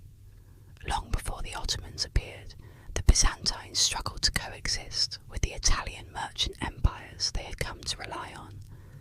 Venetian and Genoese traders clashed in the Latin quarters of Constantinople like feuding street gangs in Shakespearean Verona. The Byzantines escalated the situation by arresting and murdering tens of thousands of Latin citizens in the city. This was a colossal mistake. The ineptitude of the ruling Angelus dynasty, marked by constant infighting, left the empire in disarray. Things worsened infinitely when European powers launched the Fourth Crusade with the optimistic promise of, this time, it might actually work. Unsurprisingly, the crusade began poorly, with the understaffed army being excommunicated by the Pope before leaving the Adriatic Sea. The light at the end of the Crusaders' tunnel was Prince Alexios Angelos, who promised Byzantine money and military support in exchange for reinstating his deposed father, money he did not possess. Here, Alexios ignored the key rules from Alexios Komnenos' declassified crusading survival guide. Rule #1. Under any circumstances, do not ask crusaders for help. We've seen this before. It is not worth it. Rule #2. If crusaders arrive, transport them across your empire as quickly as possible. Do not let them linger. Rule #3. While crusaders are in your empire, never provoke them. They are armed, dangerous, and prone to fits of holy rage. In 1204, the Angeloi failed spectacularly on every point. Seizing the opportunity, the Crusaders sacked Constantinople. Venice instigated the pillaging, but by this point, the Byzantines really should have known better than to set themselves up for such disaster. The sack of Constantinople was a catastrophe of unimaginable scale for the Byzantines, transforming their city into a literal hell on earth. Crusaders ravaged the city's art and architecture, while the Venetians, more strategic, seized priceless relics for the glory of their republic instead of wantonly destroying everything and everyone. Regardless of whether treasures were looted or destroyed, Constantinople lay in ruins, and the rest of the empire became the next target for plunder. The cunning Venetians claimed the islands of the Aegean, while the Franks installed a Latin emperor and divided the Greek mainland. This marked the apparent end of the Byzantine Empire, as its capital was decimated, and the Aegean basin, a bastion of the Greco-Roman world, was lost. Yet, the indomitable Hellenic spirit persisted. Byzantine nobles, now in survival mode, established new states in Trebizond, Nicaea, and Epirus, providing refuge for Greeks fleeing the new Frankish rulers in mainland Greece, whose Latin empire quickly devolved into a mere post-Crusade treasure trove. The Franks, however, soon lost interest in governing, becoming becoming weaker than the Byzantines they had so recently subdued. Is it really surprising? Initially, the three Hellenic states were on the defensive, but strategic manoeuvring and a bit of luck gave Nicaea an edge. Under the leadership of Michael Palaiologos, a visionary, the Nicaean army shifted from a purely defensive stance to a more agile and aggressive approach, enabling campaigns on multiple fronts across the western Anatolian coast and gaining footholds in Thrace and Macedonia. By a stroke of luck, the Nicaeans managed to recapture Constantinople. A small Byzantine force scouting the city's defences discovered the Frankish army was away, allowing them to exploit a breach in the wall, open a gate, and take the city. Despite the numerous disasters that had befallen them, it was a rare moment of fortune for the Byzantines. However, Emperor Michael Palaiologos faced significant challenges, as the city had remained in disarray since the Crusade half a century earlier, and the empire, teetering on the brink of collapse, struggled to reclaim its former grandeur.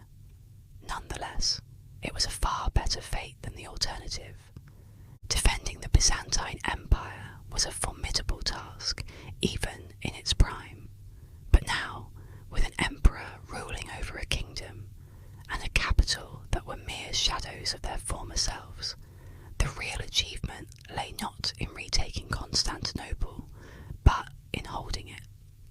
This was challenging, but not impossible, as Romans had always adapted their military tactics to meet contemporary needs. A weakened empire had to win tougher battles with inconsistent resources, prompting them to get inventive. They updated an old taxation system called the pronoia, applying it to the military. This system essentially funded heavy cavalry by granting them local taxation rights instead of paying and equipping them directly.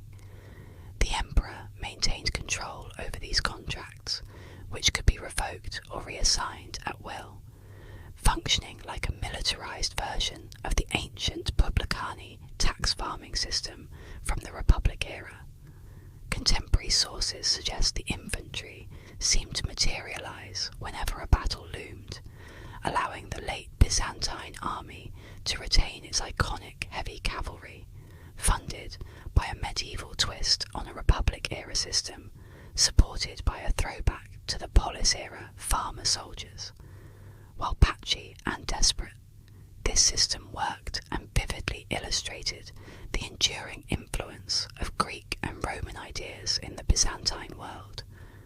Diplomacy remained one of the Byzantines' sharpest tools, but the ongoing rivalry between Venice and Genoa complicated matters, as their conflicts frequently erupted in Constantinople.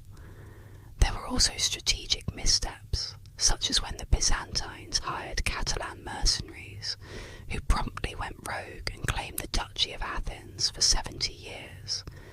This wasn't even the worst mercenary debacle. In 1343, the Byzantine treasury was too depleted to pay for Venetian aid, forcing the former Empress Anna to pawn the empire's crown jewels. Despite trading away Constantinople's royal honour for warships, Anna's efforts underscore the dire straits the Byzantines found themselves in during this tumultuous period. She lost her war, a civil strife within the empire, which vividly illustrates the chaotic nature of Byzantine politics. The death of Emperor Andronikos left 9-year-old John Palaiologos in charge, with his mother Anna vying for regency against Andronikos' deputy, John Cantacusenos, who sought to rule jointly until John reached maturity. This conflict divided Byzantine society along class lines and sparked its own religious controversies. When John Cantacusenos and his wife Irene were crowned in 1347, the original Byzantine treasures, including the crown jewels, were held in Venice. Their crowns were thus replicas made of coloured glass, an emblem of the empire's diminished state. However, when John Palaiologos came of age, He initiated another civil war to oust his co-emperor, marking a tragic cycle of strife and wasted potential. Despite these setbacks, the 1340s brought an even greater calamity: the plague. This relentless scourge devastated populations and crippled economies, providing an opportune moment for the Ottomans in Anatolia. As the Byzantines struggled to rebuild their empire, small principalities emerged in the east following the collapse of the Sultanate of Rum, named not after the drink, but after the Arabic and Turkish word for Rome. Each beylik eagerly carved out its own territory, with the state of Osman Bey proving the most dynamic. Starting near Nicaea, they leveraged military prowess and diplomatic cunning to exploit rivalries among Byzantine factions, aided by the turmoil of the plague, reshaping the Eastern Roman world within a century. While the Ottomans were culturally distinct from the Romans, being a Sunni Muslim state, they were among many societies orbiting the Roman legacy, gradually asserting themselves as a major regional power. This marked a familiar pattern in Roman history, where various cultures aspired to emulate Rome's grandeur. The Ottomans' ascendancy was not immediate, but they swiftly emerged as the foremost Muslim power, displacing the waning Byzantine Empire. A century after the reconquest of Constantinople, the Byzantine Empire faced four critical challenges to its survival: Ottoman expansion westward, Aegean power struggles dominated by Venice and Genoa, economic dependence on maritime trade, and persistent internal power struggles and succession crises, testament to the enduring complexities of Roman governance. Fully rebuilding the empire seemed improbable, prompting the Byzantines to prioritise their battles and navigate alliances, often seeking protection under the Ottomans as a defensive strategy. Despite the empire's contraction to Constantinople alone, the landscape across the Aegean presented a starkly different reality. During the Byzantine Empire's turbulent period, Michael Palaiologos not only reconquered Constantinople in 1261, but also seized the Latin prince of Achaia in a decisive battle. He negotiated the prince's release in exchange for several strategically located castles in the Peloponnese, reminiscent of the fortified strongholds of ancient Sparta.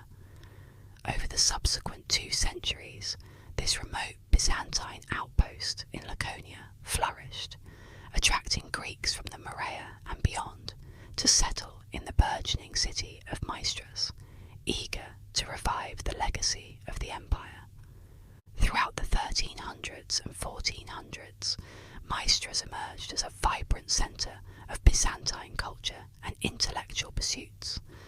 While it may not have rivaled the pre-Crusade empire, the Morea epitomised Romano-Hellenic resilience, a testament to perseverance against adversity.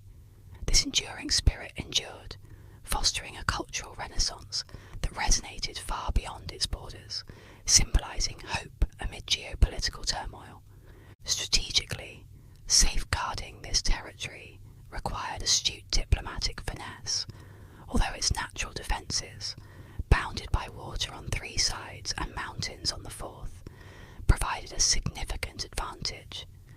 As Constantinople faced mounting threats from the Ottomans, the Morea asserted its autonomy in 1349, expanding its influence across the Peloponnese and briefly asserting control over Attica by the early 1400s. Notably, future Byzantine emperors honed their political acumen as governors in the Peloponnese, underscoring Maestra's pivotal role in shaping imperial succession. However, the relentless advance of the Ottoman Empire posed an existential threat. Despite valiant efforts and sporadic European support, the Byzantine Empire found itself increasingly vulnerable. In 1453, Sultan Mehmet's formidable cannons breached Constantinople's formidable Theodosian walls, precipitating its fall. Emperor Constantine, rallying his troops with impassioned resolve, perished in the heat of battle. Following the city's capture, Mehmet marvelled at the grandeur of Hagia Sophia, opting to preserve and convert it into a mosque, an unprecedented act of cultural preservation amidst conquest. Even after these pivotal events, he remarked, adjusting the narrative for emphasis, the Byzantine legacy persisted.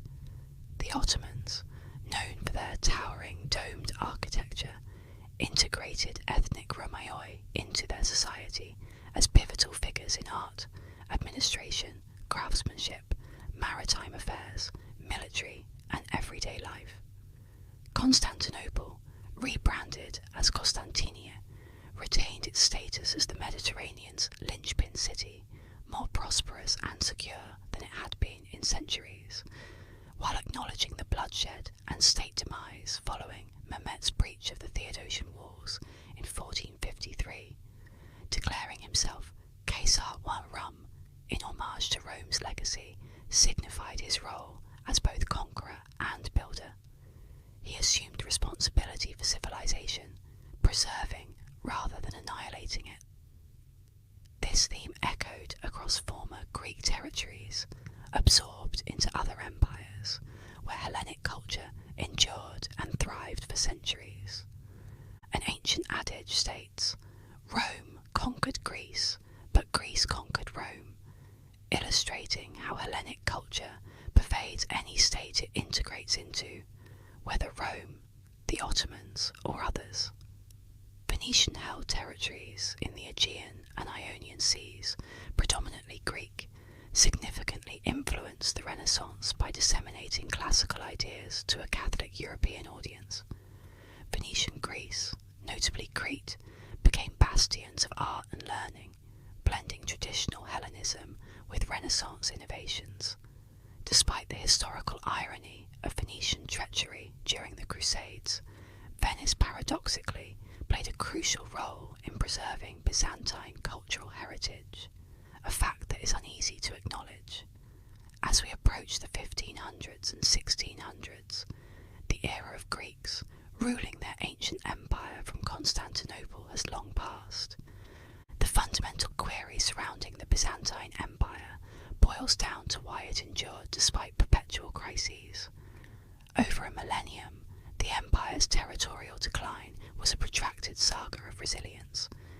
It persisted because, at its core, Byzantium never relinquished its belief in the sanctity of its state, its people, its faith, and its identity. Every moment in Byzantine history affirmed that it was never too late to care or strive.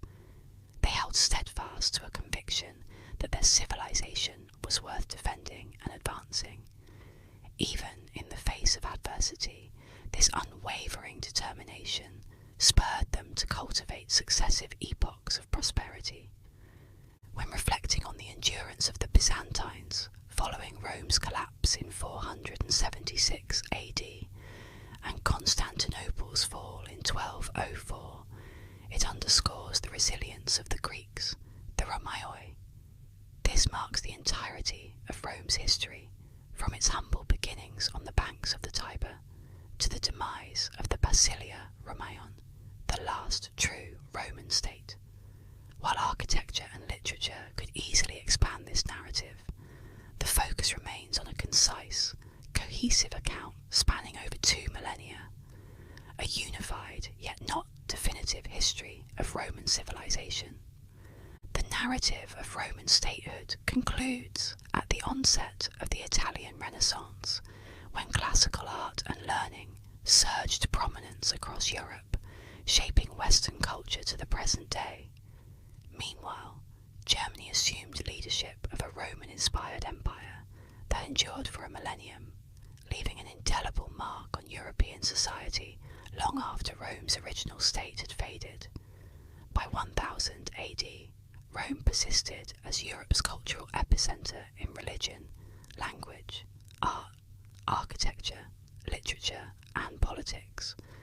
Similarly, Byzantine civilization persisted long after Constantinople fell under Ottoman rule, as their legacy transcended states and persisted in the ideals and people they represented. Rome's ability to adapt marked its enduring transformations. Beyond the Mediterranean, Roman Christianity spread widely during the medieval era, influencing societies far beyond its former boundaries. Across the seas, Muslim empires incorporated classical Greco-Roman scholarship into their cultural fabric. In a distant, once unknown continent, descendants of Roman Britannia looked to the ancient republic as a model for their nascent nation. Latin, the language of Rome, survives through Romance languages and their derivatives like English. If you understand this video in the language spoken, you likely inhabit a world profoundly shaped by Roman civilization. Even in decline, Rome's influence persists as an integral part of European and Christian cultures, subtly influencing our societal interactions, values, and understanding. Rome's legacy, though complex, earns its place in shaping our collective identity. As our whispered journey through the history of Rome comes to a gentle close, may the echoes of its grandeur linger softly in your thoughts. From the rise of emperors to the echoes of triumphs and the whispers of everyday life in ancient streets, we've explored a world that shaped civilizations. Thank you for joining me, Sophie, on the ASMR History channel. Until next time, may your dreams be filled with the serene whispers of Rome's enduring legacy. Good night and sleep